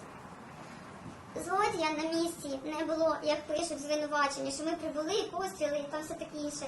Злодія на місці події в той час не було. Ми запитували у людей, бачили, не бачили, як виглядає, куди пішов. Нам ніхто не мог дати відповідь на це питання. Взяти хлопчика з собою я не могла, тому що, ще раз повторюю, це... Не повторюю, скажіть, будь ласка, після того, як я відійшла буквально, я не знаю, метрів 30, і я почула постріли. Я не знаю, що відбувається, звідки постріли. І, звісно, що я буду шукати укриття. Я не бачила самого стрілка, я його дійсно не бачила, тому що я була вже досить, на відстані. То есть она была далеко, говорит о том, что она не может достать пистолет, стрелять на звук, то есть она услышала выстрел, обернулась, чтобы сориентироваться, мальчика не могла с собой взять, вот этого раненого. Ну, в общем, рассказывает, как дело было. Я його не бачила, я не могла дістати свою табельну зброю і почати стріляти туди, де я не бачу, начебто на звук, і я. Деякі кажуть, треба було в повітря стріляти, але вибачте, там багатоквартирні будинки. Багатоповерхові, люди стоять в вікнах, люди стоять на балконах і можна, ще когось вбити, не дай Боже. Кожну хвилину я думала про цього хлопчика. Кожну хвилину я думала про те, як мені повернутися і забрати його. Повірте, я сама мати, мені дуже важка ця історія. Кожен раз, коли я про це говорю, вибачте, я заспокоюся. Кожен раз, коли я про це говорю, я плачу. Скажіть, будь ласка, ви встигли дійти до вашого транспортного засобу? Ні, я до нього не дійшла. Ви знайшли укриття? Так, це було безпечне місце, і Що далі відбулося? постріли вже закінчились. І я пройшов невеликий проміжок часу, може хвилина, може менше. Я намагалась повернутися, але під'їхав на той час вже допоміжний екіпаж 102-й. Вони заїжджали з іншої сторони, і вони хлопчика підібрали, і вони передали мені в руки його, особисто в руки. Я з ним пробула до приїзду швидкої допомоги. Я була поруч з ним. Він задавав питання, де моя мама. Я не могла йому сказати, що мама твоя жива, не жива. Я не знала, що з його мамою насправді. Я дуже сподівалася, щоб вона була жива. Я йому говорила, що ми робимо все, хлопці зараз роблять це, щоб звідти достати твою маму. Ну, в общем, ужасающая история, конечно, если прокручивать это в голове. Мальчик-сирота. И папа, и мама, в общем. Вот об этом мальчике, да, которого там подъехал другой экипаж, отдал ей, и они там с ним сидели, пока ждали скорую. Ужас, конечно. Ужас. И понятно, что она там эмоционально это рассказывает, но тут возникает другой момент, да. Вот это вот вся вот мода вот эта, да, вот эта вот мода, там, женщина-полицейский, еще там кто-то, понимаете? Я не сексист, и я понимаю, что там эмансипация, все дела, но давайте будем откровенны. То есть она себя плюс-минус более достойнее вела, чем этот здоровый лоб, который дёру дал. Говорит, я был на открытой местности. Ага, вот куча припаркованных машин, куча всего, а он прям дёру дал, прям чкурнул, прям пятки засверкали. То есть я не сравниваю его и ее. Я не хочу, она, как бы понятно, у них нет протокола, они не выполнили протокол. Но почему так происходит? Она же потом уже не перед судом, да, как бы оправдываясь, потому что она понимает, что сейчас в тюрьму, а у нее тоже ребенок, да, то есть она рассказала немножко больше, почему так получается. Я не виконую завдання патрульного поліцейського роти з 19-го року. А чому саме вас відправили на це виконання? Я скажу, тому що зараз в патрульній поліції міста Києва нестача особового складу більше 60%. Не хватает на 60, более 60% не хватает по штату полицейских в городе Киеве. Кто знал об этом? Кто-то знал? Она не полицейская, ну, она не ПЭПС, полицейский. Вообще у нее другая работа. Их просто потому, что кому-то патрулировать надо, берут вот это вот и гоняют по кругу, как у врачей, дежурство. І нам, поліцейським, які працюють в апараті, забезпечують діяльність, кадрове, аналітичне заходити на лінію. Патрульний поліцейський інспектор відділу виходить зараз на лінію.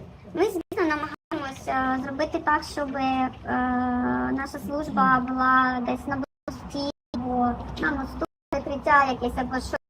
Тому що, розумієте, інспектор роти, інспектор відділу – це трішечки різні люди. Да, навики є, але і в той день так воно і відбувалося. В той день я була на підсиленні, ми забезпечували поминальні дні, я була на Байковому кладовищі, десь приблизно в 3:30, напевно, може в 3 години дня. Нас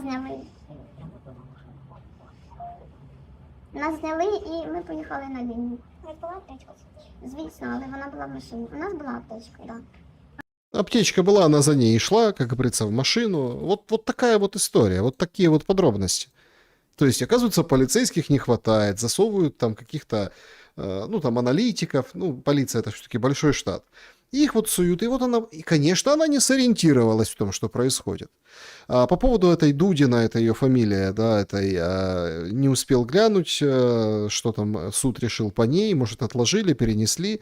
Ну, а мужика, как бы лба этого, который бежал, которому жаль, его на 60 суток под стражу.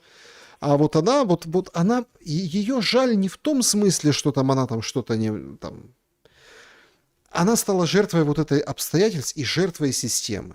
Во-первых, она стала жертвой системы, когда ее отправляли там патрулировать кладбище в поминальные дни, вот это вот все, хотя у нее работа другая. Эта система так работает. Это бардак и развал. Это раз. Во-вторых, она стала жертвой системы, потому что на ней и на вот этом бугае, другом менте патрульном, отыграется система. Они, видите, как зарабатывают баллы. Они сейчас штампуют видео, как они всех задерживают, как они вот это все, какие героические, какие бодикамеры, все видео снимают, понимаете, расследуют, хватают. Правопорядок, чтобы никто не нарушал, чтобы с оружием дураков было меньше. А этих надо наказать. Роль у них быть жертвами. Хотя они, оказавшись в этой ситуации, как оказалось, ни черта не умеют. Но это не их вина глобально. Нет, точечно, конечно, их вина. Они неправильно поступили. Но вы же видели, там вчера показывал на бодикамерах, что он ей командует, типа, пойди аптечку возьми, пойди то. Услышал выстрел и чухнул, дёру дал. Понимаете? То есть он, видимо, над ней был старше, и он руководил процессом вне протокола. Поэтому он сядет, с ней непонятно пока. Но то, что полиция теперь по-другому воспринимается людьми, это однозначно. Вот, пожалуйста, полиция в Киеве в том же, без ТЦК, пакует парня. Положи! Душать! Душать!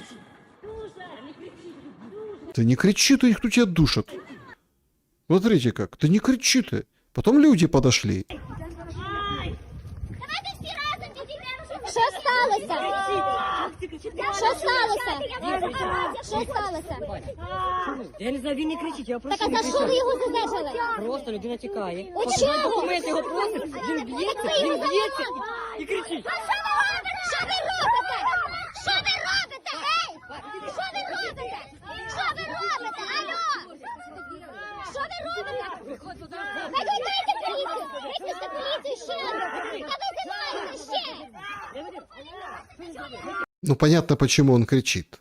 Понятно, почему он кричит. Он привлекает внимание, он нагоняет жути, он... ну, понятно, почему он кричит. Но они решили, ну, как бы, подзаработать. А что вы за ним гоните? Он же ж убегает. Его догнали, он, типа, дерется, отбивается. Надо для установления личности потягать его по земле. Ну, и люди выходят, говорят, ребята, это ментовский беспредел, что вы творите? Що ви робите? Отпустіть людину! Викликайте другу поліцію! Що ви тягнете його? Дивіться, що робиться! За що ви його? За що ви його? За що ви його тягнете?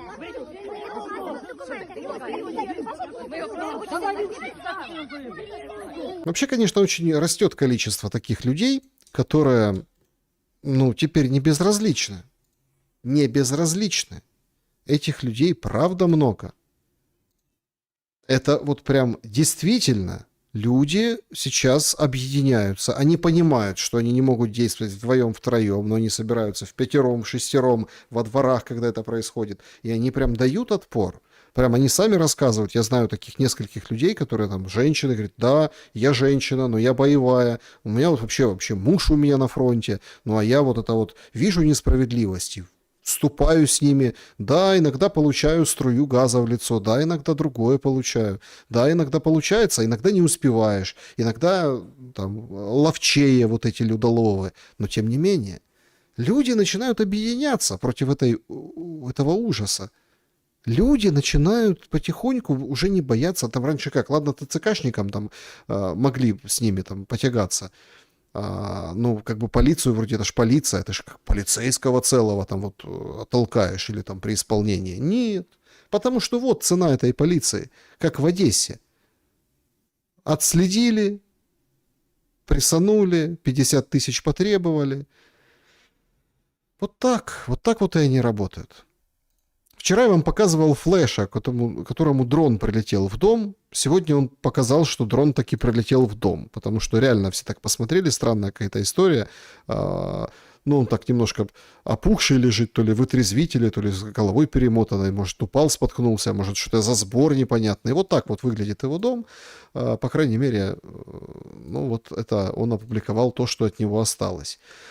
Вообще, конечно, странно, там, видимо, ремонт шел, я так вижу, и по ведрам, и по всему на свете. Насколько он был жилой, непонятно, но он обустраивался. Все-таки все там кирпичный забор, все как положено. В Броварском районе, собственно, дом у советника министра обороны Федорова, это машинка сгоревшая, тоже во дворе, получается, этого дома. Получается, что остался он без жилья, поэтому, собственно, думаю, Стерненко все-таки подкинет какой-то, как коллега коллеги, ему сбор. Параллельно с этим также сегодня стала известна очень такая специфическая новость по поводу крупного рогатого скота. Ну, не только Стерненко, а и крупного рогатого скота. Так вот, на Житомирщине сообщают о том, что массовый мор. Госпредприятие Рыхальское прячут последствия в Звягельском районе Житомирской области. Значит, это государственная история, это фонд госимущества. Сообщает о том, что скот мрет. Значит, скандал по этому поводу. Глава профсоюза предприятия, значит, говорит, что ничего не нашли. Местные жители обнаружили скотомогильник, куда, как утверждается, с зимы свозили туши животных, погибших от голода. То есть, вдумайтесь, скотомогильник местные обнаружили. Фонд, то есть государственное предприятие. От голода помирали коровки, и их туда сбрасывали. Селяне опять обратились в полицию, в правоохранительные органы. Преступление, мол. Уже Господребслужба, там чиновники прикрывают, видно, что прикрывают своих. Ай. Ну и по словам местным, уголовное производство и по факту применения неизвестными людьми боевого оружия против безоружных граждан, пытавшихся спасти этот скот, не получили должного расследования. Дело было как? Люди же видят, что коровки умирают, и думали как-то подкормить, спасти. Ну, все же охраняется, охранное агентство. Ну и, в общем, применяли оружие. Скандалище жуткий. И тоже на фоне вот этого скота. Также по поводу раскопок сегодня стало известно, что стартовала таки, значит, польско-украинские, ну, в общем, раскопки, поиски Волынской резни. В Волынской области братскую могилу нашли. Сразу вот в первый день буквально польско-украинских вот этих мероприятий. Раскопки провели на месте бывших сел Островки и Воля Островецкая. В августе 43 года населенные пункты тогда на них нападали.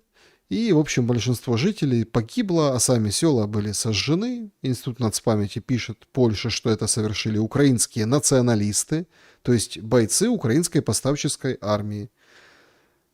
Ну вот вам такая Буча, да, только сколько там, больше 80 лет, как от роду. А люди тем временем дуреют. Не только мужики бухают, пьют, а и матери уже продают своих детей. 6-летнего сына на этой же Волыни, где вот новость про раскопки, значит, 6-летнего сына мать продала за $25 тысяч. По данным следствия, после развода женщина жила с младшим ребенком, а двое старших детей остались с отцом. Чтобы не заниматься воспитанием ребенка, она решила его продать. Ну, мужчина, с которым она договорилась о этой сделке, сообщил в полицию. Во время того, как отдавали деньги, ее, в принципе, и задержали. Женщине сообщили о подозрении, ну и мальчика отправили в приют. То есть ни мамы, ни жизни, ни денег. Вообще, конечно, ужас какой-то. Куда катится украинское общество? Ужас! Смеялись раньше цыгане воровали детей. Нет, цыгане на другом уже поднимаются давно. Вот, пожалуйста, город Ровно.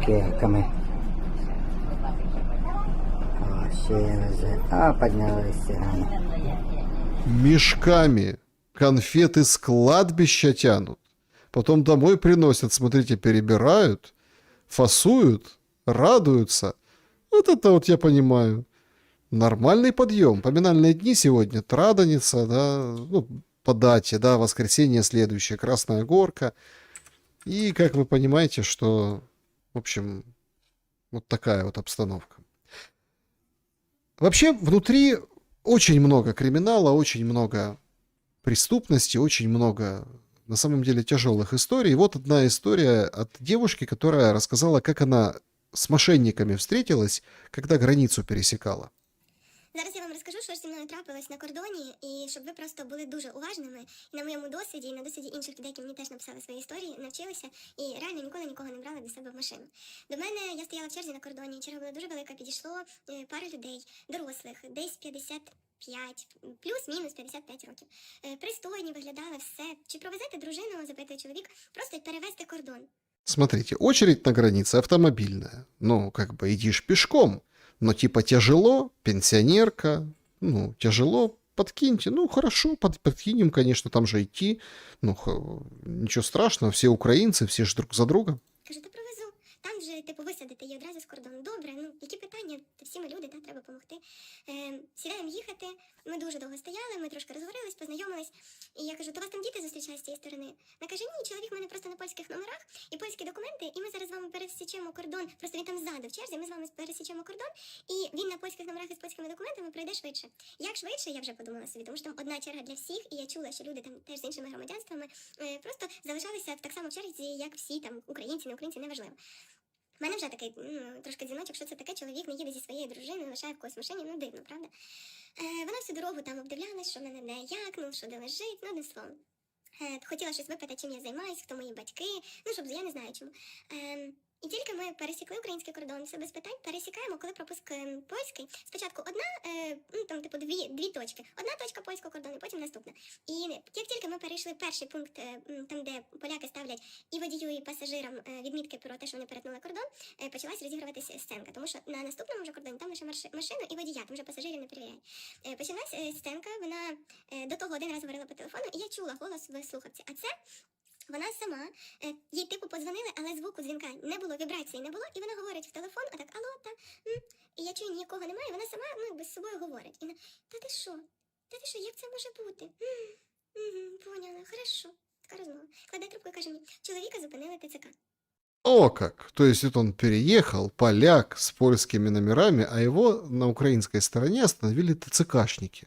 Я кажу, та як його могли зупинити ТЦК, як у нього польські документи, все по-польськи? Та це ж не знаю, будемо дивитись, типу.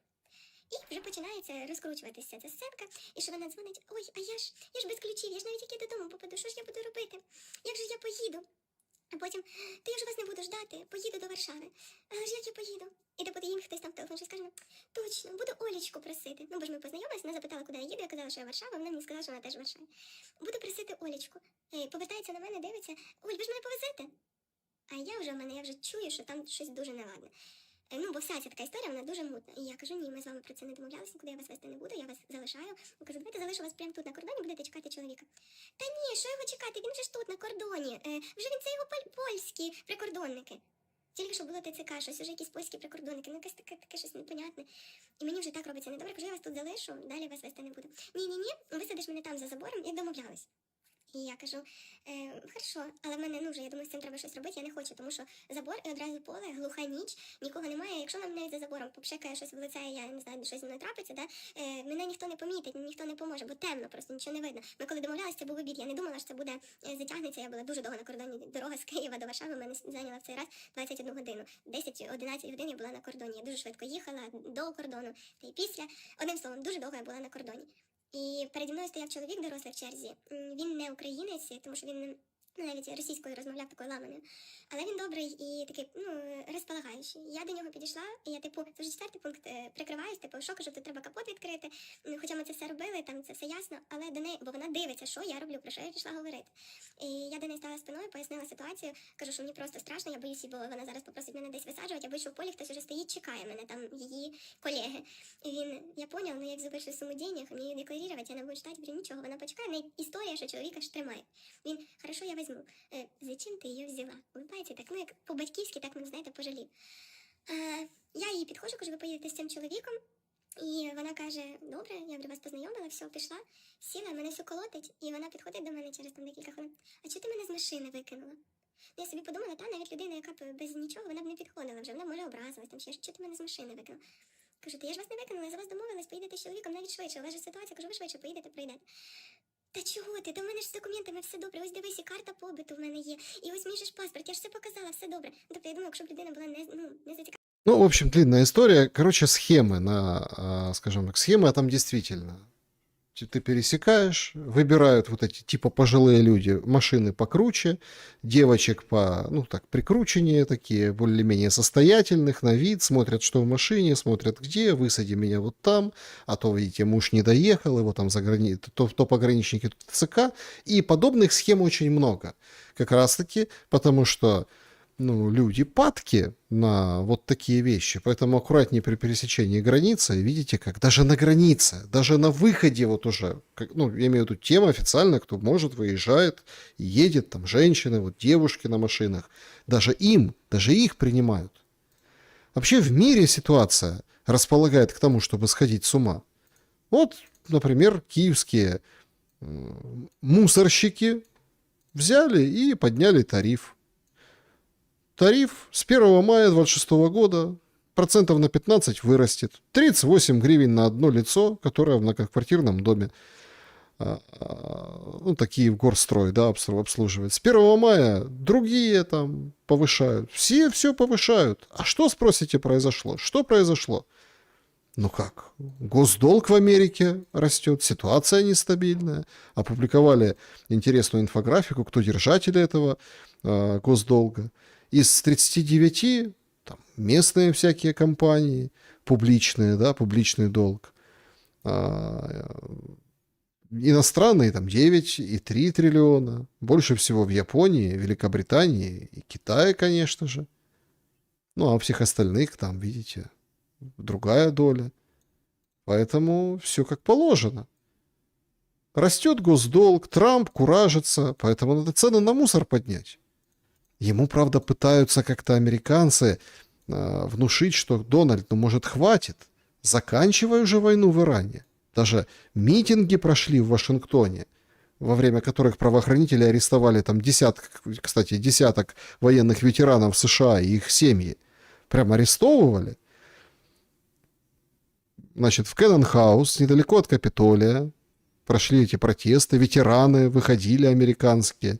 62 человека арестовали, по меньшей мере. Протестующие держали красные тюльпаны в знак уважения к иранцам, развернули баннеры с требованием прекратить войну против Ирана. Они также провели церемонию складывания флага в память о 13 погибших официально на американских базах и скандировали антивоенные лозунги. Участники требовали спикера Палаты представителей Джонса. Тот отказался, к ним выйти, чтобы он не финансировал военную операцию против Тегерана. Ничего, 62 человека арестовали. Чего так? Пресса вообще пишет удивительные вещи о том, что во время войны с Ираном вооруженные силы США сильно истощили ключевые запасы ракет, и их восполнение займет до 5 лет, сообщает CNN. Согласно оценкам, США использовали примерно 45% ракет точного поражения, 50% перехватчиков системы ТHAAD, почти 50% ракет Patriot. Другие системы, такие как Томагавк, ракеты большой дальности, сильно сократились процентов на 20-30. CNN отмечает, что вскоре начнется новый конфликт. Да, это краткосрочный риск, особенно против такой крупной державы, как Китай. Один из экспертов предупреждает, что открыто окно повышенной уязвимости, запасов больше недостаточно для ведения крупномасштабной войны, а восполнение займет от 3 до 5 лет, потому что медленные сроки производства. Ну а зато министр обороны Эстонии, есть и такой, значит, заявил о том, что простите, Ханно Певкур расписался в том, что поставки хаймарсов, боеприпасам к хаймарсам, по крайней мере, до окончания войны в Иране уж точно приостановлены. Он предупредил, что приостановка продолжится. Эстония может пересмотреть свои вообще планы закупок вооружений, искать где-то альтернативы, хотя в настоящее время у них достаточно противотанкового оружия. Но проблемы с джавелинами тоже большие. Самого Трампа внутри Америки, так-сяк встречают на его любимом телевизоре. А сейчас с нами тетя Кристин. Тетя, что бы вы хотели сказать президенту Трампу? Давай, Трамп, твой чертов папочка. Увидимся позже. Мне нравится твой стиль. Давайте, пожалуйста, немного успокоимся. Вы юрист? Кто вы вообще? Из какой вы страны? То есть абсолютный покерфейс.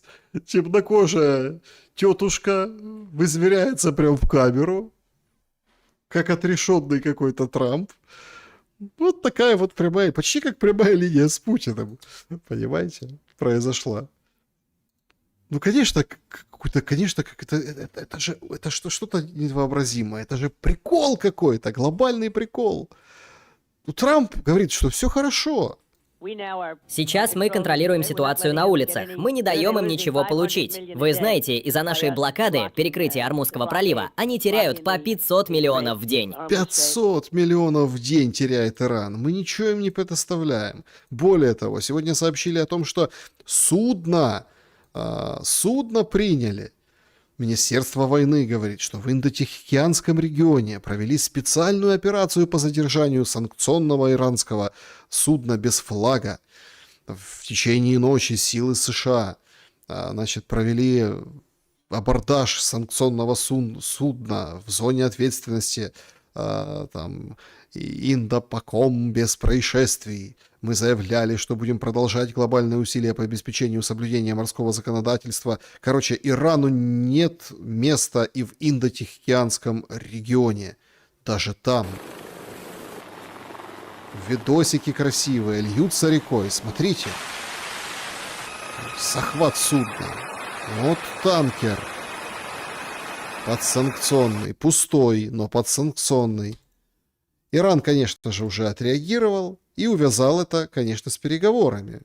Глава МИД Ирана Аббас Аракчи: блокада иранских портов, говорит, является актом войны, следовательно, нарушением режима прекращения огня, нанесение ударов по коммерческому судну и взятие экипажа в заложники — еще более серьезное нарушение. Иран знает, как нейтрализовать ограничения, как защитить свои интересы, противостоять давлению и запугиванию. Знает, значит, будет делать.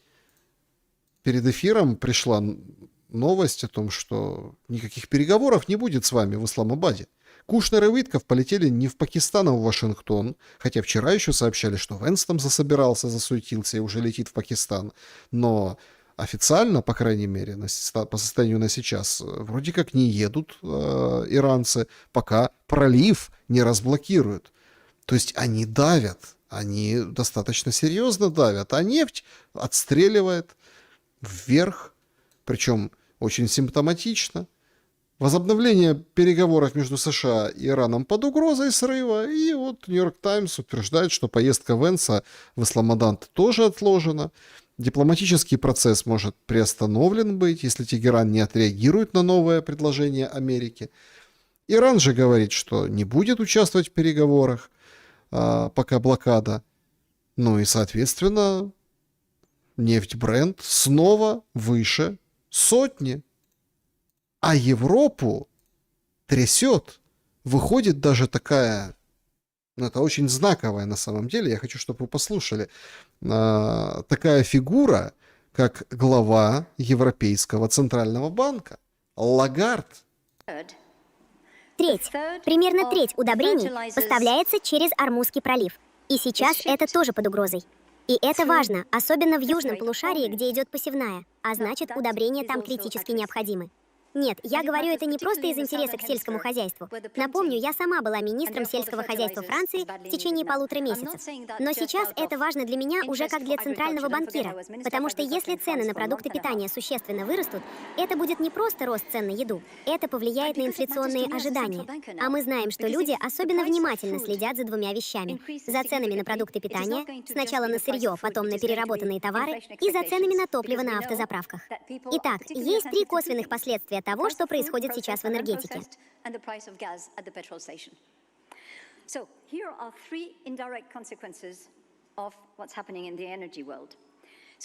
Если перебои сохранятся достаточно долго, мы перейдем от простой коррекции цен, с которой сталкиваемся сейчас, к нормированию, и это уже будет иметь совершенно другие последствия. Нормирование. Грядет нормирование. Норма. Сколько тебе чего потреблять? Сколько тебе объемов потреблять. То есть не столько, сколько ты можешь купить или заплатить, а сколько тебе положено. Норма бензина, норма там электроэнергии, норма продуктов. Более высокие цены сами по себе носят инфляционный характер. Дефицит напрямую бьет по производству и в целом хуже для экономического роста.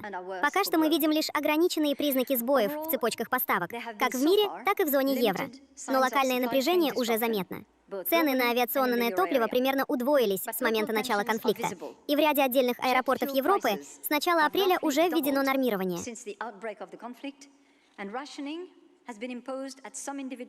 Я сейчас говорю не о том, что происходит в остальном мире. Я только что вернулась с весенних встреч Международного валютного фонда и Всемирного банка. И, как и многие из вас, я общалась с коллегами из Азии, в частности, из стран с низким уровнем дохода и развивающихся экономик. Их ситуация намного тяжелее нашей. Они уже переходят к нормированию. У них тяжелее, конечно, не развивающиеся экономики. Они уже переходят к нормированию. А к нормированию Европа, ну вот она уже рядышком. То есть это, на самом деле, если перевести на такой более простой, понятный язык, ну все, приплыли. Приплыли. крах, то, что там эксперты там в моих эфирах, в разных эфирах называют крах, норма. Норма. Теперь будет во всем. И в продуктах в том числе. Недаром она назвала тему с удобрениями. А уж другие ресурсы тоже. А кто это все сделал? Трамп. Именно Трамп. Почему? Потому что лобби у него еврейское, лобби именно то, которое там толкает Трампа на это. Но по поводу самого этого лобби стоит отдать должное. Мы показывали в шуме, что вчера там разбили крест на юге Ливана, вот они его восстановили. Не такой, как был, но они считают, что лучше. Все, принесли извинения, что вот там солдат куражился и вандализмом занимался, поставили на место какой-то другой крест. Потому что, смотрите, в такие праздники, все-таки праздничная неделя, да, там, после Пасхи, следующая неделя, поминальная, в общем, все равно там до Троицы это считается все равно Пасха, 40 дней. Все как-то немножко опешили от того, что делает Израиль. Но человек, который выступил против Израиля, сейчас начинает выступать уже против и Трампа самого. Хотя вчера он его поддерживал. К своему другу пришел Такер Карлсон на подкаст. Хорошо поговорили. Ты и я, и все остальные, кто его поддерживал. Ты писал для него речи, я вел для него кампанию. Мы все в этом замешаны, это точно. И недостаточно просто сказать «я передумал» или «это плохо, я выхожу». В каком-то смысле да, но по сути нет. Ты, я и миллионы таких же людей — вот причина того, что происходит прямо сейчас. Да, и думаю, сейчас как раз момент разобраться со своей совестью. Понимаешь, нас это будет терзать еще долго. Меня точно. И хочу сказать, мне жаль, что я вводил людей в заблуждение. Это не было намеренно. Вот и все. Но вопрос возникает сразу. Что это вообще было? Это всегда было планом. Не хочется звучать как конспиролог, но ведь сигналы были, мы это знаем. Просто не хотели видеть. Это, я почему вот вам даю его сегодня, это раскаяние Такера Карлсона. Это покаяние. Он говорит, я вводил вас в заблуждение, когда призывал голосовать за Трампа. Но я сам заблуждался. Просто извинений мало. И он говорит, в чем же причина? Причина в деньгах. Причина элементарная, в деньгах. А был ли вот это то, что сейчас происходит изначально, этот план, когда, получается, Такером и многими другими попользовались и выплюнули ради достижения этой цели? Судя по всему, да. Есть масса людей с низкими моральными качествами, которые поднимаются наверх. И честно, сейчас это почти норма. Я и сам думал о своем характере. И, наверное, он у меня тоже не особо высокий. Понимаешь, ты стараешься делать все как лучше, но потом смотришь назад на последний год-полтора и думаешь, что это вообще было? Это действительно был план? И это кажется еще хуже. Если копнуть глубже и спросить, кем был Батлер? Как так вышло, что Райан Руд, ведь на него было совершено 2 реальных покушения? Мы вообще когда-нибудь доберемся до сути? Ты много об этом говорил, но дошли ли мы до дна? Я тоже об этом думал, и не знаю ответа. Но знаю одно, эти расследования блокируют. Меня самого блокируют, с самого верха. Люди, у которых есть власть докопаться до истины, просто этого не делают. Да, очень похоже на то. Огромные деньги, которые он получил от Мириам Адельсон, уже тогда казались многим подозрительными. Но знаешь, в политике вообще крутятся огромные деньги. Чтобы баллотироваться в президенты, нужны колоссальные суммы. Черт возьми, верблюжий палец сжег 2 миллиарда за 4 месяца. Так что да, есть аргумент. Берешь деньги там, где их дают. Но сама суть этой игры отвратительна. И остается большой вопрос, почему человек, у которого есть очевидная и доказанная лояльность к иностранной державе, дает Дональду Трампу $250 миллионов во время президентской кампании? Как это вообще можно оправдать? Если бы Россия дала суперкомитету поддержки Трампа такие деньги, если бы, условно, мэр Москвы собрал огромную сумму и направил ее на кампанию Трампа, это было бы приемлемо? Конечно, нет. Так что все снова упирается в деньги. Что они получили взамен? И понятно, да, можно сказать, нет, конечно, я с этим не согласен. Но учитывая его поведение, его нелояльность и жесткость даже к своим прежним сторонникам, почему он не проявит такую же нелояльность к Мириам Адельсон? Вот в чем вопрос. Потому что единственные, кому он действительно был лоялен, это неоконы и его доноры. Да, неоконы и доноры. Неоконы и доноры. Это единственный, кому лоялен Трамп. К тому, с кем его связывают, денежные прежде всего отношения. Их не выгоняют как Такера, их не выгоняют как любых других. О них вообще никто не говорит, потому что они давали крупные суммы и были связаны с интересами того же Израиля во время его предвыборки. И об этом знали, говорили, но тогда же это выглядело совсем по-другому. Вот и Такер покаялся, между прочим. Вообще, конечно, после таких вещей, таких вот прозрений, закурить хочется, да? А нечего, потому что новости, новости королевства, новости сюзерена сейчас будут для всей Украины, потому что в Великобритании вводят пожизненный, внимание, запрет на покупку сигарет и вейпов для тех, кто родился, внимание, после 1 января 2009 года. Власти хотят вообще нарастить вырастить свободное от сигарет поколение. То есть, если ты 2009 года рождения, то все, ни-ни, вот такой вот запрет. Зачем тебе сигареты? Не надо, не надо. Здоровеньким умрешь. А умереть, судя по всему, придется, потому что все идет вообще к какой-то большой и серьезной войне. Серьезнейшей войне. Мирового масштаба, где втянуты будут все, и все повоюют. В Европе до 70 лет резервистам написали, что они должны, собственно, быть на учете, да? То есть в Германии конкретно. Там все говорят, все милитаризуются, все говорят, что они должны быть вот такие, эдакие, и готовые воевать. С кем? Ну, конечно, с Россией. Но там поди разбери еще, вполне может быть, что и между собой. Но завершить сегодняшний шум я бы хотел вот этой фразой тайванца. Там же тучи над Тихоокеанским регионом гуляют, такие достаточно серьезные.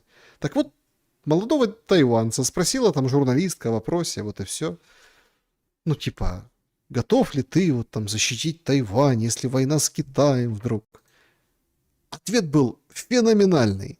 Потому что, честно говоря, вопрос не в том, хотим мы воссоединиться или остаться независимыми. Вопрос в том, что на кону сейчас наши жопы. Давайте будем реалистами. Если кому-то придется воевать, то погонят нас. Можно сколько угодно швыряться политическими лозунгами вроде «дадим бой Китаю», «защитим Тайвань». Но если я завтра умру независимым и гордым тайваньцем или китайцем, какая разница? Никакой. Хоть американцам или японцам, какая разница, кем ты подохнешь? Но пока я жив, я это ценю. Для меня это самое важное. Так что, извините, но мне что-то неохота воевать с Китаем за Тайвань. Это все шняга, идеология, предвыборная риторика.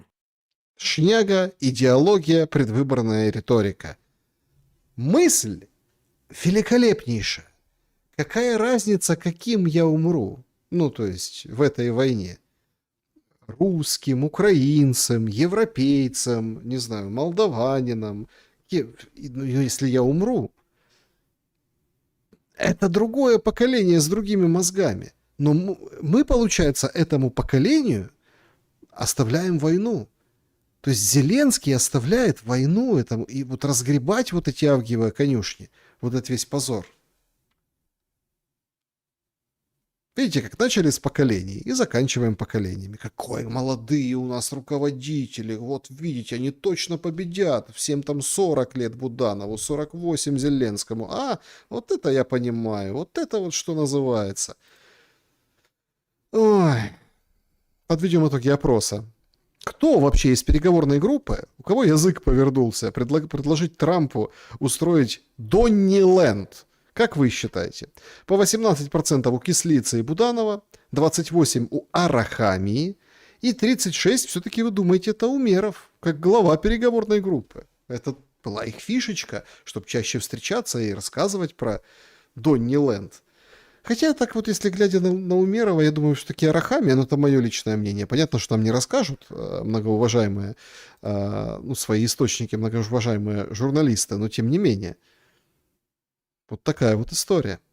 Пробежимся по-быстренькому по вашим вопросам, уважаемые друзья. Спасибо всем большое за то, что присоединяетесь в режиме Блиц. Время позднее, понимаю, но вот давайте чуть-чуть, скажем так, уделим время. Клуб зрителей Шелеста, значит, поехали. Александр, добрый вечер. Дмитрий задает вопрос. Вопрос из Петербурга. Скажите, как вы видите вопрос окончания братоубийственной войны? Я не хочу манипулировать, это нужно заканчивать. Что вы скажете по этому поводу? Спасибо, ответ. Каждый день, говорю, Дмитрий, каждый день, что надо заканчивать. И все-таки есть... Вот, смотрите, у войны есть инерция, у мира тоже есть инерция. И вот если закончить войну, пооткрываются пункты пропуска, начнем ездить друг к другу, хотя бы имеется в виду украинцы там к украинцам, а это ведь все равно это все как бы обрастет, и я уверен, что заново ничего не начнется, если правильно и грамотно закончить. Переговорами. Санкт-Петербург смотрит, бывает в Крыму ежегодно. Щелкино, Казантип, передаю приветы. Ой, спасибо большое, Дмитрий, за Щелкино, Казантип. Особенно за Казантипом. У многих сейчас ностальгия. У всех тех, которые отрывались и радовались под гимн Казантипа вот этих нулевых годов, да, крутят колени. А классно танцевалось. И мероприятие какое было, и популярность бешеная, и все об этом знали. Вот бы повторить. Вот бы вот это вот надо говорить. Можем повторить. Это об этом надо говорить. В Крыму, Казантип, а? Да уж. Поэтому все закончится, пока живы те люди, которые помнят. Так, смеются тут люди над Зеленскому и перхоть. Ну да, политическая перхоть, что тут скажешь. Так, ну из Сальвини он с первого дня СВО говорит, что воевать против России самый тупой бред. История доказывала много раз. Ну да, правда, есть. Высказывание о Зеленском тоже у него. Вопрос от Светланы. Так, вы как русский человек с украинским паспортом, живший, работающий долгое время в Украине, знающий культурный код, менталитет украинцев, полагаете, что сейчас могло быть помочь простым людям Украине, которые не хотят воевать, протестуют против этого затворничеством в домах, выезжая при любых возможностях, слушающих запрещенные передачи, продолжающие читать книги, чем можно было бы им помочь и как? Добрым словом им можно только помочь, к большому сожалению. Понимаете, тут тоже, как Трамп говорит, я вот раздал оружие в Иран, а? Раздал оружие, там еще. Вы понимаете, вот хорошие эмоции могут помочь. Вот сейчас одесситы, я больше чем уверен, вот эти люди, которые проезжали на машинах, останавливались, не просто ротозеяли, то есть, ну, там, рот раскрыли, а вот трехэтажным его, вот лежащему в морде, вот ему уже и легче стало. Вот уже и легче, вот уже немножко лучше. Надо, вот вся Украина сидит сейчас в безвремени, она просто тупо ждет. Зеленский тянет время, хамит Трампу, издевается над переговорным процессом. А вот все нормальные люди тупо ждут. Или сходят с ума, живут как последний день. Смотрят, как все вокруг разрушается, как Хатинский замок. Раз, и отпал кусок стены. А надо же следить за ним. Надо же каким-то образом как-то вот следить. Вот никто ничего не хочет. Никто ничего не хочет. Все хотят только вот, чтобы вот просвистел этот свисток. И вот смотрите, что нужно этим людям? Все устаканится. Будут много ярких событий, много идиотов, много заявлений, много столкновений. Вот эти ТЦКшники, вот эти там, они попереодеваются. Опять назад в бандитов. Будет беспредел. Но это будет лучше, чем вот эта война. И вот эти смерти. В любом случае лучше. Потому что есть возможность турнуть вот этого, который с нами ровно 7 лет назад избрался во втором туре. И получил свои рекордные проценты. Так. Смеются тут надо мной. Александр, вы курите между электронную сигарету. Мы за вами наблюдаем из ГРУ и переживаем. Но я ж не британец, понимаете. И не 2009 года рождения. Поэтому мне там уже, что там меня беречь. Да, это вчерашняя история была с незакончившимся эфиром. Так, значит, что у нас здесь в сообществе YouTube? Значит, в сообществе YouTube Александр. Сейчас родина там, где жопа в тепле, 20 лет прошло, брат 2, никаких изменений. Ну, отличный фильм был. Отличный фильм. Про нас. Такой культурный код подсказывает. Так, рубрика «Жди меня», Вячеслав Ковальков. Скажите, где Вегеринский? Ну, в Украине, в Киеве. Был на эфирах там у других коллег, по-моему, потом. Ну, он изначально, он же преподает, он занимается там, или нет, не преподает, преподает что-то, наукой же занимается. Вот он как бы ударился в науку. А время тяжелое, там сейчас особо, ну а что комментировать? Все сидят, ждут, понимаете? Все сидят, ждут. Глобально же в больших пределах по поводу Украины ничего ж не происходит. Засушили все. Выходят такие кулебы, кивают там вот это из-под очков и рассказывают нам, что да, ничего не будет, все будем воевать. А гайки все туже, туже и туже. И даже вот эта вот система сейчас, которая получила удар катастрофический, а ее что же сейчас будут трясти и сказать, елки-палки, менты, а как вы нас защищать будете, когда условно там развернется фронт и пойдут нас что-то требовать? А вы тут даже вот одного деда не смогли, 58-летнего, справиться, пострелял, сука, народу. А нас как вы собрались защищать? Поэтому вот эта женщина, которая полицейский, которая не полицейский, патрульный, она в конторе работает, ее просто отправили. И вот этот мужик, который бежал, на них сейчас будут по максимальной строгости, чтобы показательно нарушить, и куча будет этих закрученных гаек, как всех там доблестно задерживают каких-нибудь нехороших людей, бандитов, хотя плевать им было на этих бандитов. Поэтому там атмосфера тяжелая в любом случае. Так, надежда есть надежда, что мы идем к завершению, я уверен. Я не из тех пессимистов. А вообще нахрена тогда жить, понимаете? Если вы думаете, это все до 2030 года. А вы доживете до 2030 года? Жизнь такая, что если ты там на территории Украины или России, в любимых местах дронов возле заводов, да или и не только, да и глубоко, в России там по-разному долетает и прилетает, и диверсии всякие бывают, и теракты, и все на свете, и внутри Украины такая же история, ТЦКшники и все, и за пределами, за рубежом. Кирпич, в конце концов, на голову может свалиться, а нам говорят, в 2030 году, что это за аналитика? На чем она основана? На каких-то бумажках, которые написали. То есть мы перекладываем с себя ответственности. Мы можем закончить войну, вот мы можем... Полицейских, видите, как, как под хвост вожжа, как попало этой ментовской системы Украины. Смотрите, как работать сразу начали. После этой такой жуткой трагедии, ужаснейшей трагедии. Но сразу засуетились, все забегали. Почему? Потому что народ весь охренел с этого. Только вот все и все вместе сказали, а зачем вы нам нужны? Почему вы едите и живете, присосались наши эти крохи, налоги, эту помощь, не воюете, гоните людей воевать, а вы даже элементарного деда не можете нейтрализовать быстро, по протоколам, чему вас вообще учат, нахлебники. То есть и сразу быстренько там того уволили, того поместили. Правда, там начальник этот департамента нацполиции советником стал, то есть там не совсем с системы ушел, неважно. То есть народ возмутился. Вот должно произойти что-то такое, чтобы уже плюнули и сказали, елки-палки. Так нахрена нам эта война? Заканчиваем. Отчасти это может быть гипотетически, когда нам выйдет НАБУ и покажет пленки Зеленского, где он об украинцах плохо отзывается. Вроде как есть такая запись, так, по крайней мере, гуляет информация, там, по слухам. Кто-то слышал, кому-то передал, там, рассказал, может, вброс.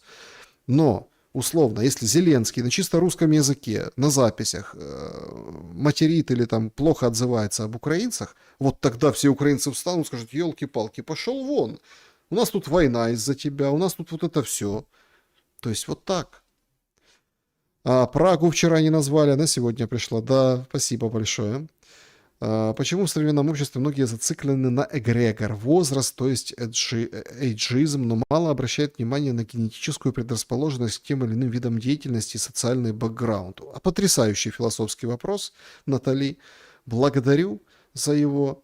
Потому что возраст стало мерилом времени. Нас отсекли по временной петле. Нас отсекли по эпохе. Нам сказали, ты совок. Совок. А ты кто? А ты, ты какой-нибудь миллениал, зумер. Нас уже распределили, да. Это рожденная при независимой Украине еще. То есть это сразу как бы тебя подчеркивает, да, кто ты, что ты. Ты помнишь пейджеры и тамагочи? Не помнишь, например, да, значит, это типа современное поколение. Или там тоже в этом есть большая политика. А когда ты человека и меняешь его по способностям, но эти способности нужно иметь возможность где-то приобрести. Не в Лондоне за большие деньги, натыренные зачастую здесь, в колонии, в метрополии учиться.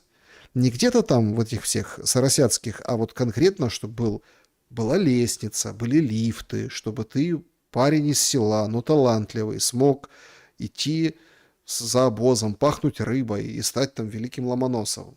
Нет вот этой, ну, скажем так, таланту надо помогать, посредственность всегда пробьется. Вот и попробивалась посредственность. Так. Что сейчас с Киевской лаврой? Музей. Выгоняли монахов, повыгоняли. Ну и все. Ага. Так.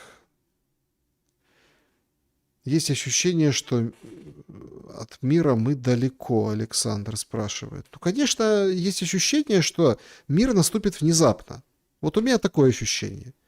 И он так сразу все, как мир? Аж расстроится.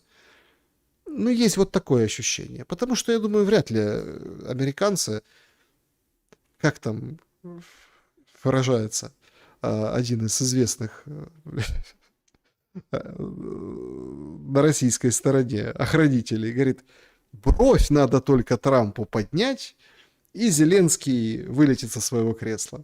А Европа вся сразу раз и к ноге хозяину. Просто у него нет этой цели. Его там навели эти израильтяне в Иран. Ну, с Ираном так не работает. Там хоть 2 брови поднимай, хоть все на свете. А тут ему бы резкость сюда навести, понимаете? Ну и вот и отвели глобалисты, в том числе с израильским лобби, вот сюда этим заниматься. Но они придут к физическому изнурению, истощению. Сейчас будет война дронов. Понимаете, дроны это, конечно, хорошо. Но то, что везде вот эти дешевые, удешевленные ракеты, вдумайтесь, ракеты удешевленные, дроны копеечные, это все признак того, что, ну, как бы война меняется, да, но это и признак того, что нет денег. Ну, нет денег. Поэтому дешевые дроны и дешевое мясо. Вот это вот вперед и все. А ПВО дорогого нет. Он же CNN сегодня написал, 50% улетело. Поэтому вот так и будет воеваться. И что останется на этой? Лунный пейзаж и какие-то полуразбомбленные вещи. Так, представители администрации президента Трампа провели тайную встречу, посвященную мобилизации избирателей Трампом на промежуточных выборах 2026 года. Лаиза, зачем вы написали мне эту новость? Тайная встреча?